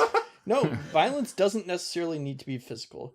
It's something that makes you feel something, right? That's a pretty nebulous meaning for No, violence. no. I would but not agree that it's anything passion. that you're It's- feeling is violence. I But don't passion know. is violent. I And don't. So passion is violence. I don't in think essence. so. Would you say love is violence? Love can be violence. I mean, have you ever been in a relationship where you just liked somebody so much, and then the way that you interacted with them also tore you apart at the same time? So you're just talking about violence as in I'm like being torn apart. an aggressive strength want of to be emotion or free. something like that, right? Yes. Take off Okay. that mask. Okay, if you're saying it like that, then that Yes. makes more sense. You Yeah. don't Okay. need Yeah, it. yeah. I mean, like, okay, yeah, Miles, when you have statements like that, you probably preface that. It started getting super nebulous. Okay. I kind of see what you're kind of going with that. Yeah, I'm lost. I don't know. I would disagree. Well, I think that like even him expressing his art form is not something he gives up. He still does that. Even with the pig, he's cooking and he takes his time and he has this love and this passion that he still pours his soul into, even if it's just for him and his pig. See, I didn't quite get that from, like, I got it, like, he's living in the woods and he just needs to cook something and eat it. Like, yeah, he was making it good, but I didn't get the fact that he was, like, super passionate about it, which maybe I missed, and I liked the way that I interpreted it that way, because when it finally builds up to him, like, he used to be a chef, like, his name means something, like, it Yeah. worked for me because I had no fucking idea who he was. Well, he was just a okay. weirdo in the woods. Also, I don't necessarily know, or in my interpretation, I don't necessarily see cooking so much as like a metaphor for art, which I like in a lot of movies when that's the main focal point. I see cooking more as a metaphor simply for passion. This is his passion, and he loves it. And it's like something that means something to him. It's something that's why in the best scene, the scene where he's at the trendy restaurant, he's just telling the guy, he's like, what the fuck is this, man? This isn't you. You wanted to create like a pub, right? Is that what it is? He wants Yeah. Yeah, Yeah. he wants to create an English pub. you want to have an English pub. And so what? That's not the coolest like thing. That's not the trendiest thing, but that's you. So I don't know. I saw it more as passion than art. But It I had- see passion and art as No, being no, synonymous. they're. I don't think they're the same thing. I think that they go hand in hand, but that doesn't mean you can get one without the other. I would say that art is something that moves you, right? That's Yes. not an original Shia quote. LaBeouf That's- said that. Yeah, it's something that instills a feeling or an emotion or something that like it connects with you deep down. I do not think that is synonymous with violence, though, and I think that the cooking that he does exhibit throughout the film, or at least at certain moments, is an art, right? It's a culinary art, right? Yeah. It's something that he has It does move people. serious passion for and whatever. And I love the way that they do touch on it in multiple ways and how it shows it connects with people down to your soul. Like food, sharing a meal with somebody is something that is so primal and ingrained into life, not just even the human experience. And it can be made intimate. Yeah. Kind of Yeah. like remember a couple weeks ago we talked about Moonlight, like the scene where what's his name? Kevin is like making the plate for Chiron. Sharon. Yeah. Yeah, definitely. Yeah, Very and intimate. I think again, like the finale of this movie, so kind of like Loki, it's like these people just having a conversation. He, kind of battles the final villain by cooking him a meal and makes him Make cry. him cry. Okay, let's okay. We should before give we go, context. Yeah. here. let's go from the beginning. Okay, It so makes like, sense. So in the We got beginning, derailed here. so in the beginning, Rob is just like played by Nicolas Cage, just working with Amir and getting truffle with the truffle pigs, and essentially, until one day he just gets assaulted by two people who take his pig, and from then on, I mean, it's a pretty. Let's talk about that sequence overall. Like, when it first started off, what were your opinions on the film? Like, what do you guys think? How did it set up for the rest of the film for you? I think it initially like Was it disarming? got rid what? Was it like disarming in a way? Yeah, because it got rid of like my thoughts of what this movie was gonna be. I expected a fight scene there, and I expected him to like lose the fight, but be like, "I'm coming back and getting my pig." But that didn't happen. He just fucking got knocked out, and he was just sad about his pig being gone. It was really sad. And so yeah, from then on, I had no idea what to expect, and I was pleasantly surprised. Yeah. What about you guys? Same thing. I don't know if this is jumping it a little bit too far, but immediately after when he like goes to the diner and he's like, is there a Marge. Marge that works here? And he's like, Marge died 10 years ago. And he just goes, oh. Like, that was the moment that made me go, okay, this is definitely not John Wick with a pig. Mhm. I would say like when he first gets assaulted and everything, that's when I was expecting. All right, so he gets his ass kicked at first, like John does at the beginning of John Wick. They took the pig, they killed, his dog. Now is the quest for revenge. They got the drop on him, but not now. In the future, he's gonna get the drop on them. Now he's gonna go and war his way through whatever to like try and find his pig. So that went all exactly as I was expecting. I was like, again, saw this from the trailer. This is going the way I'm expecting it to go, but it was done very sweetly. I think that they did a good way of like connecting you with the pig and just having the most adorable pig they could have found. Oh, yeah. That's like Mike Sorosky was saying something like they couldn't afford to have a trained pig, so they just like got a pig from a farm that looks super cute. And Yeah, it had just, like 3 days of training. exactly, yeah. And then just like and then the way they trained with like just like where they place the food and everything. Yeah. How they just It framed was around great. that. It worked. Apparently, it bit Nicolas Cage multiple times. Nicolas Cage refuses to see this film. Really? Yeah. He's just like, he's just like, I like that. I made it for an audience. I like that they enjoyed it, but for me, it's just a little too bizarre. Oh, for you, Nick Cage? I know, For seriously. Hey, Nicolas Cage has done a lot of good movies. I know. You? Yeah, I know. He has. But he's done a lot of fucking bizarre movies. Yes. I mean, we can get into it afterwards, but like the Nic Cage songs performance or whatever, right? This Oh yeah, is when like we get into performances, his we're gonna talk rebirth. Yeah, no, but like so far up to that point, I was like, this is going exactly how I was expecting it to go. And I know we'll get into it later, but it wasn't until another point that I realized this is going to be a very different movie. Right. I think they kind of keep that thing on. Let's get into like the character Amir, right? So we get introduced to character Amir. He comes in played by Alex Wolff from Hereditary. And we're gonna see him again next week. And old. he's blowing up. Good for him. He's a great actor. Yeah, Yeah. he's great. Good. He's good. Him or Nat Wolff, his brother. Who's Nat Wolff? He's I the don't guy who know. played the main guy in Death Note, Light. That's his brother. That's his brother. Dude, I thought they Naked were Brothers, the man. same. Right? I thought From they were the same Nickelodeon? dude. Yeah. I don't know what that says about me, but I could have swore they were the same The guy. only difference is the mole. Really? Yeah. Wait, are they twins? No, they're brothers. They're Oh, Naked okay. Brothers, man. And Nickelodeon. Okay. So weird. What's it called? Surprised this wasn't my opening conversation. You know, I was browsing through Disney Plus and I started watching this show. I know it's kind of dumb, then I go on about it too long. What was it called?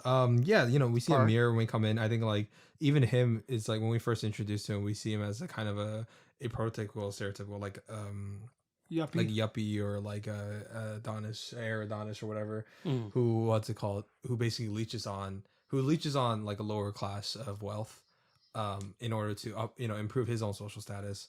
But you know that even that expectation of character gets subverted later on, which I thought was pretty nice Yeah, and interesting. I thought that was Actually, really well handled. When I first saw him introduced in the film, I saw him being basically this guy who wanted to be wealthy, somebody who wasn't actually wealthy, and somebody who was trying to move up and had this, kind But of he was Kind of like a wealthy. complex. But the way that I saw him at first was Well- that somebody who didn't think that he was good enough yet, and he was trying to make himself good enough Well, to that's be part successful, of it, you could say. and to be that guy that he was trying to emulate. Yeah, I kinda see that. That's, like, he had later on, he had though. walls up. He was putting up a front. Yeah. And we later find out that to be pretty true. Yeah. Yeah. I didn't he get is that wealthy. yet. He's just not the Well, businessman yeah. he wants to be. I thought he yet. was just some like rich douchey dude. Yeah. That was just there to like get the pig. I thought maybe he was responsible for actually taking the pig. I thought maybe that was going to be he a was reveal. kinda- yeah. And in a way he was, but like I thought he was the guy who was like, fuck it, I'm sick of dealing with Nic Cage's bullshit, or he's kind of a dick. I'm just going to take the pig and figure it out myself or something. Yeah. But they didn't go that route, which I was very pleased with. Oh yeah, they every character was given like much depth and care to them, which was great. Even like the supposed main villain. I'd say he's actually my favorite character in the movie. I really liked his dynamic. I liked how you kind of see he has a little bit of an arc. I like the He has a lot of an arc. yeah. Well, like, yeah. So much arc. His arcs have Yeah. arcs. I guess I Arc is worded that huge. wrong. I don't know. I liked him the most. I really liked watching his journey. I liked him bringing down his walls a little bit, and I like where it ends up. Like that scene at the diner at the end. Like how we get there. It's great. I thought that Alex Wolff fucking killed it. Yeah. Oh Great yeah, he did great. character. Yeah, so it's like let's go into the thing about Rob and Amir when they start off their journey together after he goes to the diner and he wakes up. By the way, really good blood effects when he woke up and like it's just drizzling from the He Yeah. But- peels but himself why- off the floor. One of my few complaints about this film is why the hell did he never take a goddamn shower? That's He part of was Oh, literally that's part of drenched the in blood character. the Wow, entire for movie. somebody who was like, I get the film, I'm able to predict all this stuff. And he's like, but why didn't you take a shower? He doesn't give a bro. shit. Like, okay, they go to a fancy ass restaurant. Why didn't Amir be like, okay, you know what? I'll take you there, but like, you need to take a shower. because he wouldn't. Okay, They probably well- had that conversation. He's Okay, like, "No, yes. fuck you." And we'll get into why that might be the case. Okay, let's go into the next set of events. He goes to find the character's name is so he goes basically to Portland, right? Where after they find out that a bunch of two junkies took it. One of them looked a lot like what's her name? The comedian from SNL. From the main character, Bridesmaid, Kristen Wiig. I was like, is it Kristen Wiig? But it's not. It's not Kristen Wiig. I was like, is that, I didn't see that. what's She it looked called? vaguely familiar, but I was like, eh. Yeah, I mean, it's not. Yeah, what's it called? It was Edgar. Oh, hey. When they met Edgar, who's kind of in charge of this underground seedy, either what's it called, violence ring or something, and he tries to get information from him regarding where his pig is. So in that scene, you get kind of introduced to the idea, and we'll get into the whole the themes of identity, right, and the power of it. Where Edgar asks Amir, like, do you even know who he is? right? It's like, you know, this guy is used to mean something, but now you're nothing. But immediately, Rob shows that he's wrong because once he writes his name, Rob, like, what's it called? Robin Feld. Like, immediately, like, the next rich guy wants to come and beat the fuck out of him and stuff. And that's how he gets information. So, onto that point, I think, you know, if I was Amir, I just saw, you know, Robin Feld get his fucking ass, like, crazy ass whipped and stand right back up and his face completely bloodied up. I probably wouldn't think that's the first thing I'd ask. Like, could you take a shower? You know what I mean? That was the moment that I knew this wasn't going to be the movie I was expecting. When he goes into that, like, underground He goes into a fighting dome? thing, he goes into a This dome, movie yeah. has DOMs, deep underground military bases. Yeah. It's not a dumb. That's It's a- an old hotel basement It's that's a been deep covered. Okay, it's But a it's deep not a It's definitely mil- not a military Yeah. I base. know. And it's not that deep underground. It's like underground- literally like one floor underground. deep underground hotel space. It's a That's basement. literally It's a not what it basement. All right, Ron, what was your point? But I was gonna say when again I was expecting him to go down there and then just being like, yeah, I'm Michael Feld, and then just start beating the shit out of everybody or beating the shit out of the dude who was gonna take his, like, you know, that was coming up to punch him. But he goes up to him, he just starts wailing on him, and then he goes down, and it's just like sad and like a little pathetic, maybe like kind of just like scary, like, oh god, this guy's just getting the shit kicked out of him. And then he just stands back up, and then he gets the card and leaves, and I was like, okay, this is going in a very different direction. This is not what I was expecting, and I'm excited now. Like, let's see where this goes. But yeah, that's the scene that, like, I think truly won me over, where I was like, all right, let's see what happens now. Although very John Wickish, where it's this underground world that of Yeah, course his I was name is thinking a that big too. I thing was feeling too. that. Yeah, but again, not the kind of John Wick movie that that I was expecting. I was gonna say this is actually the one scene. If I had a criticism for this movie, I don't love the inclusion of an underground fighting ring. It kind of feels out of place for everything else for me. That's my one complaint. So if anybody can give me, So, on top of that, I felt the same way when I first watched the movie. I was like, why was that scene there? And I kept on thinking about it for, 2 days. And then I finally kind of came to this idea in my mind of, why it was useful and why it was necessary and what it showed. And what it showed is that, hey, this is part of who he used to be. And coming back to the whole art is violence thing, which I know you guys might not agree with, but this was representing a part of his life where he cooked, and then he obviously had participated in these things in the past because he was very competitive with his cooking, and it definitely showed that. But he kind of washed out of that life when he lost his hope and lost his passion. And so he knew Edgar, he knew about all this stuff from back in the day, and he knew that this was the place to go because he had been there before. So it was representing, instead of him being on one side where he was the guy beating the shit out of somebody, he's now the guy that gets the shit beat out of him in order to make his ends meet. I would still say that I liked the scene, and I liked kind of how it just changed it, subverts it a bit throughout the movie. I would agree that it does feel a bit out of place. I don't know if it's just because it's something that he used to do. I don't know if that's enough reason for him to say why it was there in the Well, I movie. think it also shows, like, the level of influence his name has. That's the first time he puts Yeah. his name, and it shows the amount of impact. It was a great visual story. He just writes his name, shot of that face, and then reverse shot of the audience. A just crowd going. of people like, oh fuck, Yeah. this is him. So I understand narratively why it was there, why it was important, because it does again show his name has that impact throughout. Like, same thing, I'm talking about John Wick.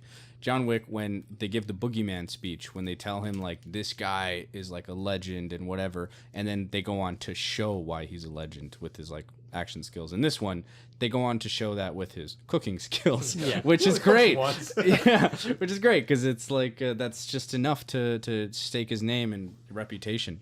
So yeah, no. But again, was it completely necessary to have him in a fighting ring? Nah, maybe not, but at least it looked cool. Yeah, I was okay with it. One, it looked cool, but two, also, like, I think it's the shortest way to visually communicate to the audience that this man's name has a huge importance to at least the Portland scene. Yeah. I don't know. I just think that it could have been done in another way. I'm not hung up on it. I still really like the movie. That's, like I'm saying, if I had to go out of my way and someone was like, criticize this, that's the one thing I could say that I don't love. But it doesn't. I think that's fair. I don't think it's my. I guess it is my least favorite scene, but I didn't hate it. I thought it was. Yeah, I don't hate it. It was fine. It pushed the story forward, and it worked. It wasn't a useless scene. You know. No. So Not anyway. right after they first talk with Edgar, I did find it awkward, kind of, that Amir knew who Edgar was, because he literally says to Rob, "Hey, was that Edgar?" He knew about this guy, didn't know anything about the Fight Club, didn't know anything about any of that. Well, Amir's not that entrenched in the industry. He's still up and comer. But he knew him. But he knows. Yeah, who knows he who knew he is. like He knows this who- secret organizer of fights. Like, why would he know this guy? Well, isn't he like some Without- kind of chef or something? Yeah, he he's has- probably, Like he owns a restaurant, or does he own like that restaurant? I'm assuming he's he also a has homeless ties guy. to. No, No, he's thought- not. Edgar has. I think Edgar has ties to the restaurant industries and all the premium chefs, particularly in distribution of food and rare ingredients. That's what I'm getting from it. He's more black market dealer, because when they go downstairs, Gotcha. there's a lot of ingredients on the fucking wall. And shit. Yeah, that's what I was getting. Yeah. And then I'm assuming this underground thing is another seedy part of, what's it called, these chefs do and stuff like that. Maybe a little over the top, but I think that it was effective in terms of communicating, the importance of his name and his character and his reputation within the scene. Because I'd rather have that. I'd rather him getting his ass kicked than writing his name on the wall to communicate that this guy's important than just a long monologue. Yeah, no, yeah. I agree. Or It's just a going better into- creative way. Oh, Yeah. that sort of thing works in movies like John Wick, but not this. Yeah. Okay, so what happens after that? They go down to the fighting ring, and then he goes to. And then he gets Amir's apartment. He goes to he gets the information on which restaurant to go next, which we could get into. Which we'll get into. And then after that, he gets to Amir's apartment, because after Amir realizes who this guy is, he starts telling a story about his parents, and they had a rocky marriage, but then the one time they were happy is when they ate food from Robin Feld's restaurant. And he talked about how important that moment was for their family, and immediately after they're kind of getting into it, found out his dad's an asshole, and also in the truffle industry, and also his mom committed suicide. Yeah. Yeah. And specifically that he had cooked this amazing meal that had stuck with her and had influenced like her life, or like it just changed her, right? Yeah. This one fantastic meal. Well, his mom attempted to commit suicide. Yeah, we don't we're find gonna that get out. into Okay. that. Yeah, But- Miles, way to deflect that. I don't care.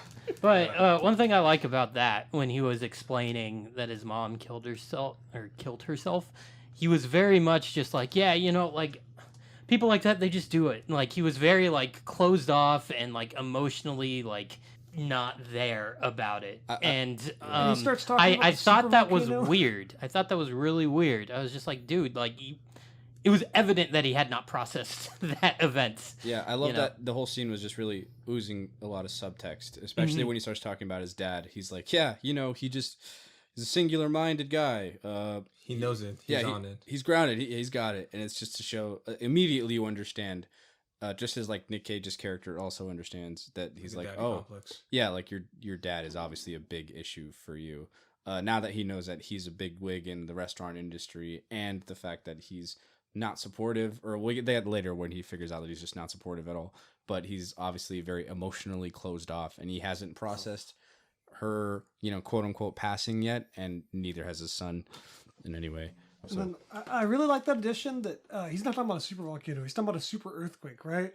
Nicolas Yeah. Cage it's like this super fucking melancholy scene, but it's also kind of funny. Like when Nicolas Cage is like, a super earthquake's gonna take us all down. It's just like this, like it almost reminds me of that scene in Hereditary. I'm not just saying it because it's Alex Wolff, but it's like that scene in Hereditary when Toni Collette's giving that like speech about how like awful and miserable her entire life has been, and then it just cuts back to the audience and like everyone's like, yeah, I mean, Alex Wolff has probably some of the best reaction faces, I think, nowadays, because they cut back to his reaction a few times, and he just has his look of shock or like horror or whatever. What the fuck are you talking about, Yeah, man? he's like, you expect him to give some kind of motivational speech or to be like, hey, it's okay or whatever, fuck your dad, who gives a shit? And he's just like, we're all gonna die anyways. Yeah. Yeah, I mean, it's a very nihilistic speech where he's like, in the tale where it's like, if you survive the earthquake, what the people who survived the earthquake have to immediately look at is a 10-foot tall like tidal wave, and then at that point, it just like kind of like, and that's a good way, I think, like once again by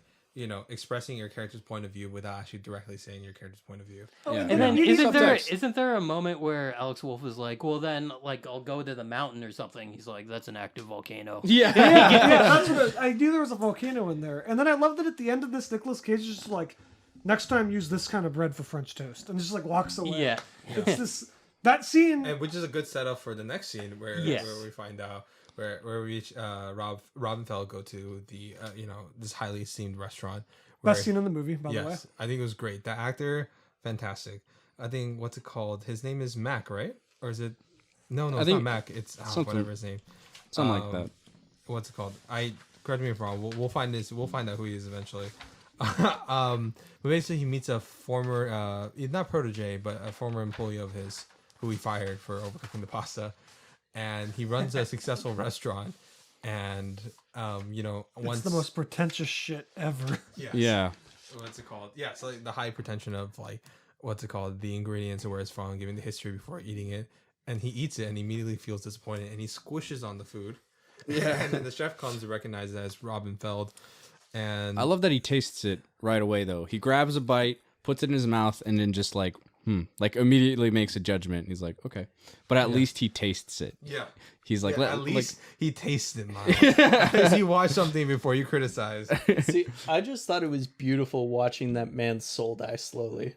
Like you could see the moment when his soul just left his body. I don't think that's what he's doing at all. I think he's let's get into that. So like once they recognize each other, right? Yeah. And then they start getting into the history and they Rob confronts him saying like, why are you making this restaurant when you were working for me? And we get the big revelation that Rob Feld was like a highly esteemed chef and basically responsible for most of the restaurants in Portland, at least like under his tutelage. That's where people branched off. Is like you wanted to be making an English pub. And Yeah. Why? It's so great. Yeah. And he's just like, what is this? This isn't you. this isn't real. Yeah, this isn't. He thinks this isn't real. The food isn't real. The critics aren't real. And it's because you aren't real. Yeah. So what do you guys think He's about like- that scene? What does that scene talk about? Like reflect the overall themes of the films, and also like what maybe the author is trying to say regarding art or like the presentation of art, or is His Right. name that was say- Chef Finway, by the way. Jeff Finway? I wouldn't even say art necessarily as doing something in favor of something you think it should be versus what you want. Like he makes this super prestigious restaurant, and it's like ridiculous. This level kind of this movie kind of takes it to like the 10th degree where they're literally serving these hideous tiny little things. I love that, by the way. It's like Sorry. making a Marvel movie instead of making a beautiful indie movie. Well, okay. There's I- shit I indie would- movies. As much as he has a left out of field take on that, there might be getting on. I guess you but could say. yeah, I guess Jason. you could say he's out of line, but he's right. No, I would not say so. And That's I a Marvel reference, Miles. sorry, Jason. Sorry, I really love when they're first sitting at that table, him and Alex Wolff, and it's just like this long speech of the waitress presenting the food, and she's like telling them where they got the ingredients and all this shit, and then Nicolas Cage just doesn't acknowledge her and picks it up with his fingers, his dirty, disgusting fingers, and pops it in his mouth. And then he crushes the other one. Yeah. Yeah. I just thought that was great because he just doesn't give a fuck. But yeah, about but this. back to what I was saying. I think it's like I'm saying, it's the what you want versus what you think you should do. It's your passion. Yeah, I think he's got this super fucking fancy, prestigious restaurant that is a big deal. I'm sure he's making a shit ton of money from it too. That's what he says, yeah. Yeah, they have to get a reservation to even be there, and it's like they had to pull strings to be at that table.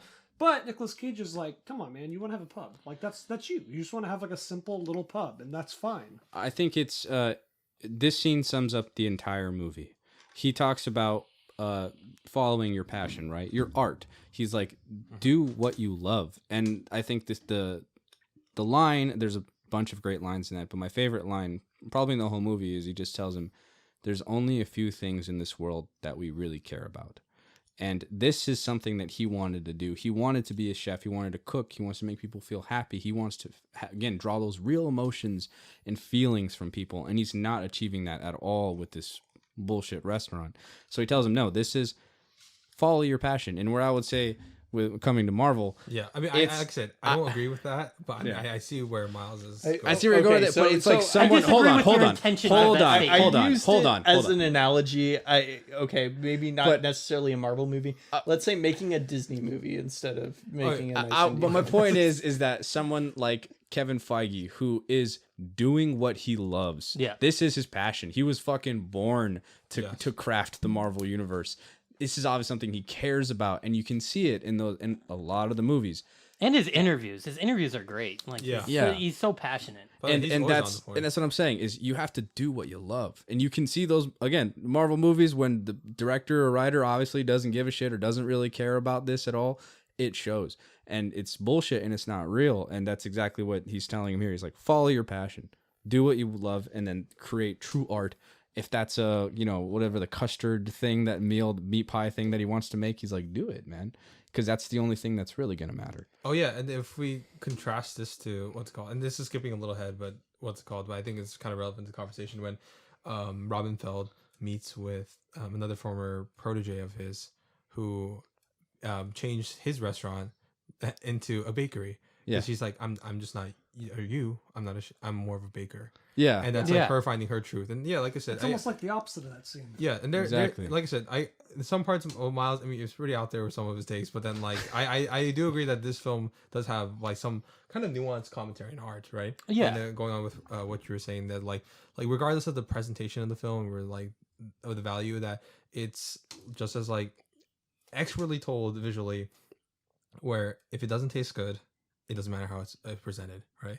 Yeah. And same thing with like any type of art, right? Mhm. If it's regardless of all like what's it called, how it's presented, if the essence of it is in like the artist's truth, or what's it called, the essence of the artist is being passionately told, then it should, right? Yeah. And that's what I think a lot of this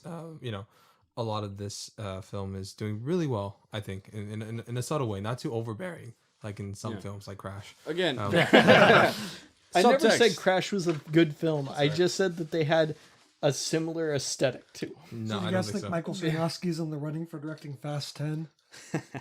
Loki, I would be excited, but no, Justin Lin, that's his franchise. yeah. So then we get on to the next scene, right after he figures out Yeah, it's, where Amir's to go. dad, right? Yeah, it's Amir's dad, which I love. That again, quiet realization. He doesn't flat out say it. Darius, right? That's his name or something. Darius. Yeah. He tells him just like, okay, like it's someone you don't want to get pissed off, and the conversations, everything leading up to that point. Oh, also I forgot to mention, this scene lays the groundwork for Robin's insane recollection. He remembers everything, right? Yeah. He's like, you probably don't remember me. I only worked with you for like a few months. Over 10 years ago, however, and he's like, I remember you. I remember fired you. Yeah, he's You like, I burnt the remember you. pasta." Yeah, he's like, you always burnt the pasta. You said you wanted to make this restaurant. You had a specific thing you wanted to do. He remembers almost everything about this dude from a long time ago, and that sets it up so well for later on to justify why he remembers every detail for when he cooks Darius's meal. Spoiler. That scene between the two was great because like you see Darius is trying to be apologetic and what's it called, somewhat civil during the conversation, but then a good, and then when we get to Nic Cage's acting, I think this is a fantastic piece where he's never making eye contact with Darius. He's always looking off center. What's it called? Never directly at the camera or where his eye line should be. Never looks at his eye line and always just repeats the same thing. Where's my pig? I don't care about any of that. Where's my pig? Yeah. Yeah, which is like a good way to show like the what's it called, the single-minded determination of this character, and also just highlights Nicolas Cage and his Cage-Assance acting pretty well. That was one of my favorite scenes probably. I think that scene only worked though because of the first scene between Nicolas Cage and Darius, because we're talking about the first scene. Oh, not the second one. No, we're talking about the first scene. Yeah. Yeah. Hey, he's asking for okay, his pig well, back. So are you Well, saying the because first scene of Darius works because it's the first scene of Darius? I agree with you. No, sorry. When you said that it was your favorite scene, I thought that you were talking about the dinner later scene one. because that was the standout scene in my opinion. But yeah, that scene sets up so perfectly the later scene where they finally come back and they talk to each other again. Yeah, and then even then we let's go into the the other themes of this film, which is like people processing familial grief. Mhm. Right, which is like when we find out for both on both ends, both Darius and Robin Feld, that Darius's wife did commit suicide, but you know it was failed. It was a failed attempt. She's still alive, and you have this somewhat.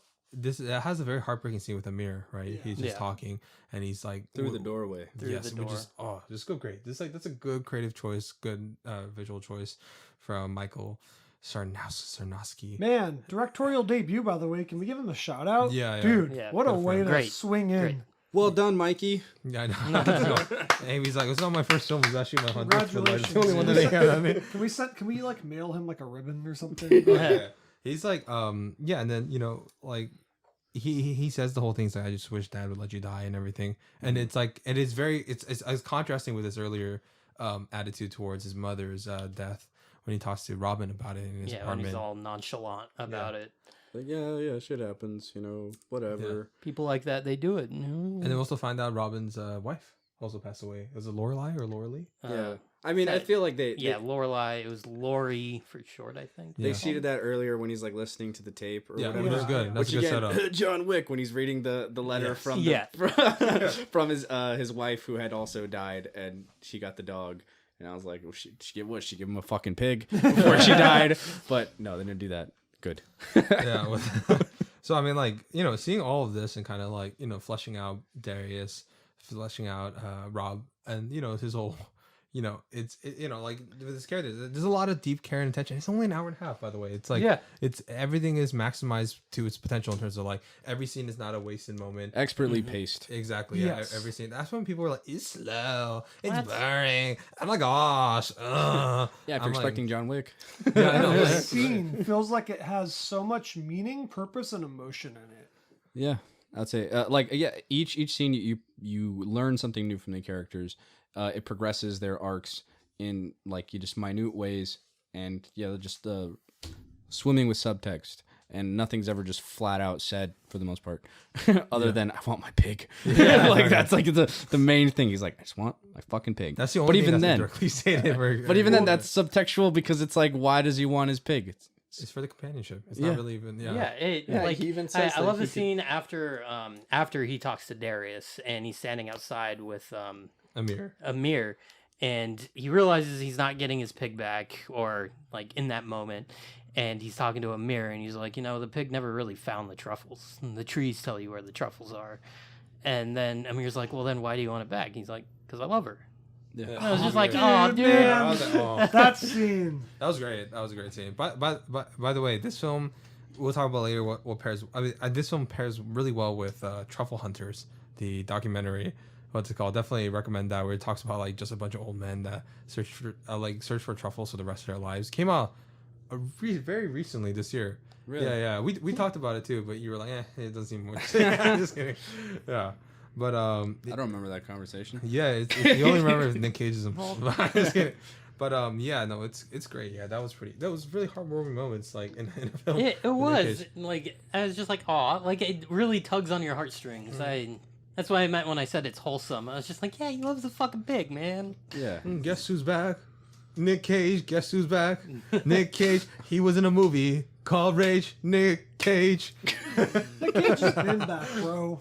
Nick Cage never right. left. never left. He's And always he's been been around. in good stuff. Like, just, he does Yeah. like 15 really weird movies and then a really good one. Oh, he Yeah. started getting in good stuff recently. So I Is would Joe. say, Mandy yeah. the rebirth of that? No. Or- He did Joe first, which was really good with David Gordon Green, who went on to make Halloween. Oh my gosh. I've not seen. What's it called? And then Mandy. Then I think Color Out of Space. Mandy was like the first time where I was like, oh, they're utilizing this wild Nick Cage personality that he's just kind of ran with, which is fine. And they're actually using it well. Like this is the over the top, ridiculous, off the wall kind of film that is like perfect for Nick Cage or what he's doing now, where he's not. There's not talk about subtext. It's not. I mean, well, there's just not much subtext in those movies, but it's fine because it works for that film. This movie is a complete opposite. He's completely understated, or like he's Withdrawn. yeah. Yeah, He's, this might be the most subdued I've ever seen him. yeah, exactly. Well, have you ever seen Leaving Las Vegas? No, He I was have pretty not. subdued, but he was more subdued in this one. Yeah, than I Las guess. Vegas. Yeah, what's it called? Like both McConaissance and the Cage-a-sance started off, but also had films with Joe that helped start off their assance. Oh, yeah. Yeah, McConaissance was Killer Joe, and then Nick Cage is just Yeah. Joe. What's Just it Joe. called? Just Joe. Yeah, what's it called? But it's good. I think it's great. I think I hope he's back. Apparently, he said he never wants to go back to making Hollywood films. Cool. Which I'm like, I think that's okay for now. I mean, he's broke. He might need to eventually. Yeah. Yeah, he spent too much money on giant squids and stuff. Yeah, this Get movie, him back. In this movie, they didn't even costume him. He just walked on the set like that. He was just he hadn't showered for days. I was looking for a pig, and some guys were like, "We got to get this on camera." So it's like it's cool. It's cool. And then what's it called? Where we leave off? We are talking about the mirror and the scene after that, and after they get all the ingredients, and so now we get to the final scene where he does finally cook for the meal, and what's This is the big climax, and Yes. it's great. I would say final two scenes because there's really two different scenes. The scene of them cooking the food together and Darius eating it, and then the scene of them having the conversation afterwards. I would really separate those out because just from the tones and the meanings of both of those are very different. Final sequence. Final Like, sequence. final sequence. I would say they're linked together. Yeah. Like they have to be back to back. Yeah. So the final sequence I think it's an interesting climax. Very atypical for these type of films. But this climax revolves around cooking. It's low stakes, but at the same time high emotional stakes. And we're very invested, in his journey to gain back his pig, his loved one. And then you see Darius, who they instead of making it like a very prototypical villain, what's called with very stubborn inability to change of his character, and that will be his demise. He actually does change after eating it. He remembers that this was the same meal that he had with his wife, and that was like one of their only happy moments from the marriage. And then he actually does reverse, and he reveals the truth. Which Starts crying. He starts crying. Yeah. Which What does he say? Which Doesn't he actually- even say, "Why are you doing this"? Yeah, he does. Yeah. So with this last sequence, we kind of skipped over the cooking part, and I want to talk about that real quick because I thought that was a very important moment for Amir's story, because there's a story of Rob searching for his pig, but then there's also the story of Amir coming to terms with what's going on in his family and what he's going to do with his future. And when Rob's showing him, hey, this is, the meal, we're cooking it, you're going to help me cook this. He's kind of being a father figure, I think, to Amir in that, and showing him that compassion, and also that, what do you call it? Showing him that respect that his father never showed him, and showing him, hey, look, you can do something, especially calling back to earlier in the film where Amir cooks eggs or something for breakfast. French toast. French And toast. he fucks with the French yeah, toast. and totally fucks it up horribly. So Rob goes back and finally shows him, and I think that really closes out Amir's story very well. Where that's a good one. it might have gone unnoticed, but I thought that was very important. And then one other thing about Amir in this scene is every time up until this point that he has spoken to one of his parents, it has been behind a closed door. He even starts, he goes to tell his father dinner's ready, and he's behind the closed door. He's like, Dad, a little timidly. Yeah. And then he finally opens up the door, and, that's him, kind of confronting his father. Yeah. Which I thought was He's really, overcoming really his, nice. his emotional obstacle. Yeah. He tries to brush him off, and he's like, "We made you dinner. Yeah. You're gonna come out and have dinner with us." And he's like, "Okay, fine." And then but going back to the cooking scene, I loved how it was just shot. It was it's very intimate, very nurturing as he's guiding him through it and everything. It's probably something that Amir's just never really experienced. Yeah. And, Always wanted. yeah, and he finally gets it, and especially coming from Robin, who's so cold and so distant this whole time. The fact that he's finally reaching out to him and really sharing this passion with him, I don't know. Yeah, it was done well. What do you guys think about the reveal that what's it called? The two junkies that took the pig. When there was revealed that those two junkies, because of their mishandling of it, they ended up actually killing the pig. Fucking heartbreaking. Yeah.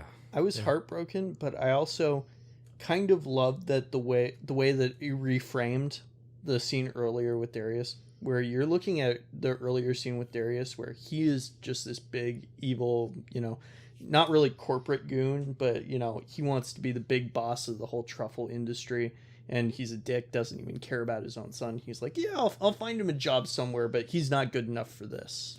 And with all the stuff that he says to Rob, he's like, yeah, I'll kill you if you come back. or I don't know if he They says say like, kill you. I'll chop up the pig and put it into bacon. Yeah, Yeah, and so he wasn't too cartoony where he's yeah. threatened with murder. and Yeah. and you know, incredibly just like angry, evil, but at the same time, then you see it coming. Looking back, he was being compassionate towards Rob. I think Yeah, at that He was point. kind of Find trying us to there. spare. Yeah, him he was that trying to knowledge. spare him Which is from good. that. Yeah, that's But- just more depth to his character. But that's also the same thing that he did with his son the whole time, where he was trying to spare his son from failure. And that's why he didn't want his son to get into the truffle industry, why he wanted his son just to find a nice desk job, because he felt like his son was destined to fail if he tried to be big and successful like he was. And so Hence why his dad is not supportive. Quoted yeah. by Rob. yeah, so you get that kind of reframing of, oh wait, this guy's not just a dick, he just has a misguided notion of how to be compassionate.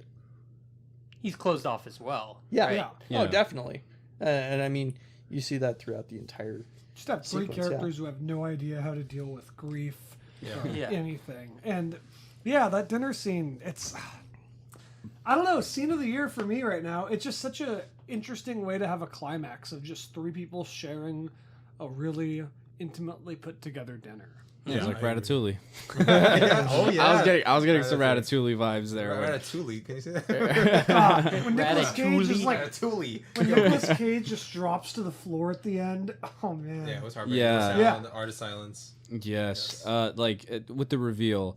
Going back to that, It like, hurts. And It- they're it all three hurt. of them are just like crying Yeah. for like different reasons in that room. Yeah. Like, This is like- sorry to cut you off. no, you're This right. is a movie about a stolen pig, and it has so much in it. It's Yeah. kind of absurd. It's a that it miracle. exists. It's Yeah. literally a miracle. Yeah, Oh, no, there's This so is much the moon emotion landing. This kind of is. If someone It's not came the up, fucking moon landing. if someone came up to you and said, "Hey, I'm making a movie about Okay. a guy whose pig gets stolen," and Should it's we gonna make add you moon cry." landing to our shitty rating systems? No, Yes. because it has multiple meanings. Okay. Fuck it, so, just keep adding tiers okay. to our rating. To kind of wrap this up. Okay, so let's get into the ending. Where after that, we somehow despite all of this, they still enjoy another meal together at the same diner where Marge died 10 years ago, right? And then Love it. Yeah, that was great. And That then also scene of them. I'm sorry, I didn't mean to cut you off. oh yeah, I like it. I kind of also interpret that scene as like it's this like bittersweet moment of Nicolas Cage lost something that means so much to him, but he's also kind of gained a friend that I'm pretty sure is gonna be very important to him going forward. oh yeah. Yeah, he even That's the says, thing. "I'll see you next Thursday." Yeah, I'll Exactly. see you He's, next he's Thursday. still continuing the partnership, which is fantastic. Yeah. Right. Yeah, no, I felt the same way. Just those, their relationship had blossomed into something else. Like it kind of goes back to like like when he's first meeting him, he's so closed off and like just dead to him, like a lot like his father. But yeah, just like that meal changed everything. Their journey. Yeah. Yeah. And he finally listens to the cassette tape by his wife, which was Yeah. a song Yeah. for him, which was a heartbreaking way to end it. Where I was like, at the end, I was, pretty devastated. I know people are saying it's a super depressing film and stuff. There are some depressing No, elements no. to it, but I'm honestly thinking like there's enough wholesome elements to it that I would totally be okay with watching it. Yeah. There's a Yeah. Well, I lot of think that sweet the last moments. shot has an element of happiness to it too. It's very tragic, but it's also this guy dealing with grief that he clearly hasn't dealt with. He's sitting on the bed, and he's kind of looking up, and he's like, just I don't know. I see it as almost what Going back to him being fucking dirty, right? Like he goes to the stream, he washes his face off. He doesn't wash everything off, like he doesn't Yeah. bathe. But in that last scene, there's a towel hanging there, and he kind of like looks at it and Yeah. like, dude, just fucking take a shower, please. I mean, yeah. Oh, I'll- sorry. Oh, go, you go. I'll be honest. Like when he was at the Amir's nice apartment and he was laying on the couch, I was like, I was getting like PTSD. I had a certain friend. Ron knows this friend. I won't say it just out of his embarrassment, but the first day he refused to take a shower. And he laid on the couch. Immediately, my mom poured water on his body. Yeah, and going back to him not showering, Amir tells him like in the first scene, he's like, "Hey man, I could get you like some really cool showering shit here." And he just completely brushes him off. Like he does not give a fuck about that at all. He's just living out in the wild with a pig. Like he doesn't care how he smells. And then what's called? And there's also even when we get to the end credits scene, I think like you kind of hear like shoveling and the pig noises and stuff. And then like, how long did you guys stay after the credits? Were you guys just I left left immediately I left after. immediately. Yeah, I there was- did really like that song, but Yeah, there's some shoveling and pig noises and stuff. Oh. And Yeah. some people were like saying that might be hinting that he might have like eventually moved on to another pig. Well, there Like, is I that hope weird so. like chapter card in the middle of the movie. Yeah. Is like part Yeah. 2, and you see the Like- pig walking there's alone three in the parts. woods. Uh-huh. Yeah, like a 3-course meal. Yeah. Right. Yeah. Yeah. Yeah. Which is great. Which is great. I think it's like, good for this guy. Super detailed. I hope he doesn't like do another like gets hired by Disney or Universal Studios to make the next Jurassic Park. No, speaking of like the end credit scene, I was really like surprised but pretty like hopeful when they showed Kang at the end and he was he's like there are multiple pigs across an endless Wait till you timeline. see this pig's variant. A giant pig walks up and goes, "Son, let me explain to you the pig initiative." All right, so overall, let's kind of give our ratings for this film. I'll start off with you, Ron. I definitely put it on the shelf. It might age better, but yeah, put it on the shelf for sure. On the shelf for now, but it could go up upon repeat viewings and just times to sleep on it. Yeah. I watched it Friday. It is now Monday, and honestly, I still feel like this is a movie that takes a while to process. But yeah, definitely on the shelf at the very least. Watch this fucking movie. It's great. Yeah, I agree. On the shelf, I could very easily see this getting put in the museum with another rewatch and more time to think about it. I really liked it. I was surprised. Oh no, go on. I agree with Jason. Right now it's on the shelf for me, but I will also say it's best film so far 2021, but there hasn't really been much to compete against. Well, have you Yeah. seen In all every this. film in 2021? Did you see F9? That's the same. Best film I've watched in 2020. See Okay, Space good. Jam, bro. Okay. Oh, yeah. So I thought it was really well done film. I would need to watch it once or twice more before I could sufficiently say, yeah, I want to put this in the museum, because I feel like there's a lot of stuff that I might have missed the first time, or a lot of stuff that I could interpret a different way in another viewing. But right now it's solidly on the shelf for me. Yeah, I agree. Echo everybody's thoughts. It's on the shelf. Hopefully there's a 4K HDR thing to it, and then has proper colors, and unlike the fucking AMC Ontario, you guys fuck it up. Yeah, AMC Covina screen was a bit dark, I would say. Like Yes. part of it, Yeah, I mine thought was a bit intentional, dark as well. but I was like, this seems like it's darker than it should be. Yeah, AMC and Regal theaters, they have this terrible habit of they used to do this in the past. I forget what it's called, but they basically like whatever the aspect ratio of the film is, they adjust like the image to match it, so there's no black bars. It has a fuller image, and they also have they had like part of the reason why for it's dark is because they don't replace the bulb in the projector, and then because it's expensive and they don't give a fuck about. Well, it's not like what they're they a say. multi-million-dollar corporation. Exactly. Yeah, they fuck them, and then It's trying times right now. I was disappointed that You're I gonna could- make it, AMC. Don't worry, you're fine. you're meme stock. So that should be fine.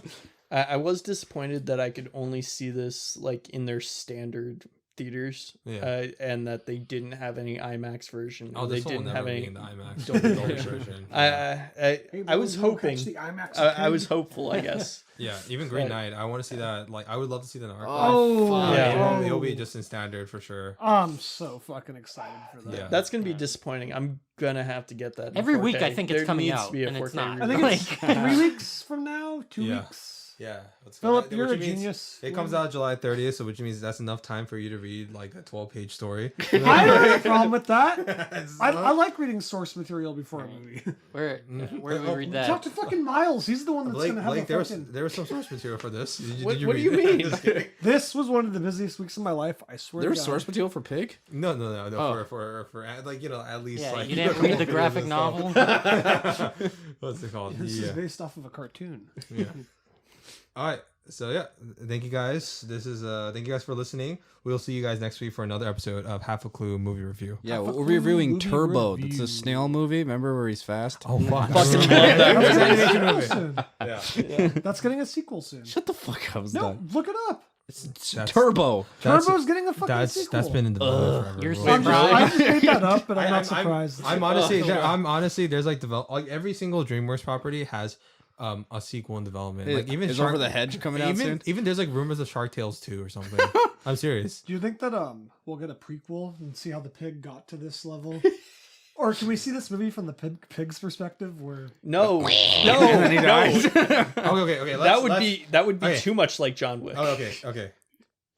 Thank you for Good listening. night. We will you see you very for much. next week for another episode. good night, and I Turbo love 2. you. Turbo 2. Wait. Oh wait, no, that's Turbo Kid. Okay. 2. That is a wrap. Goodbye, everyone. I love you very much. Thank you, America. Bye. Bye. Comment, like, subscribe, bell. Yes, Like, please, thank you. Bye-bye. Smash that hashtag like button.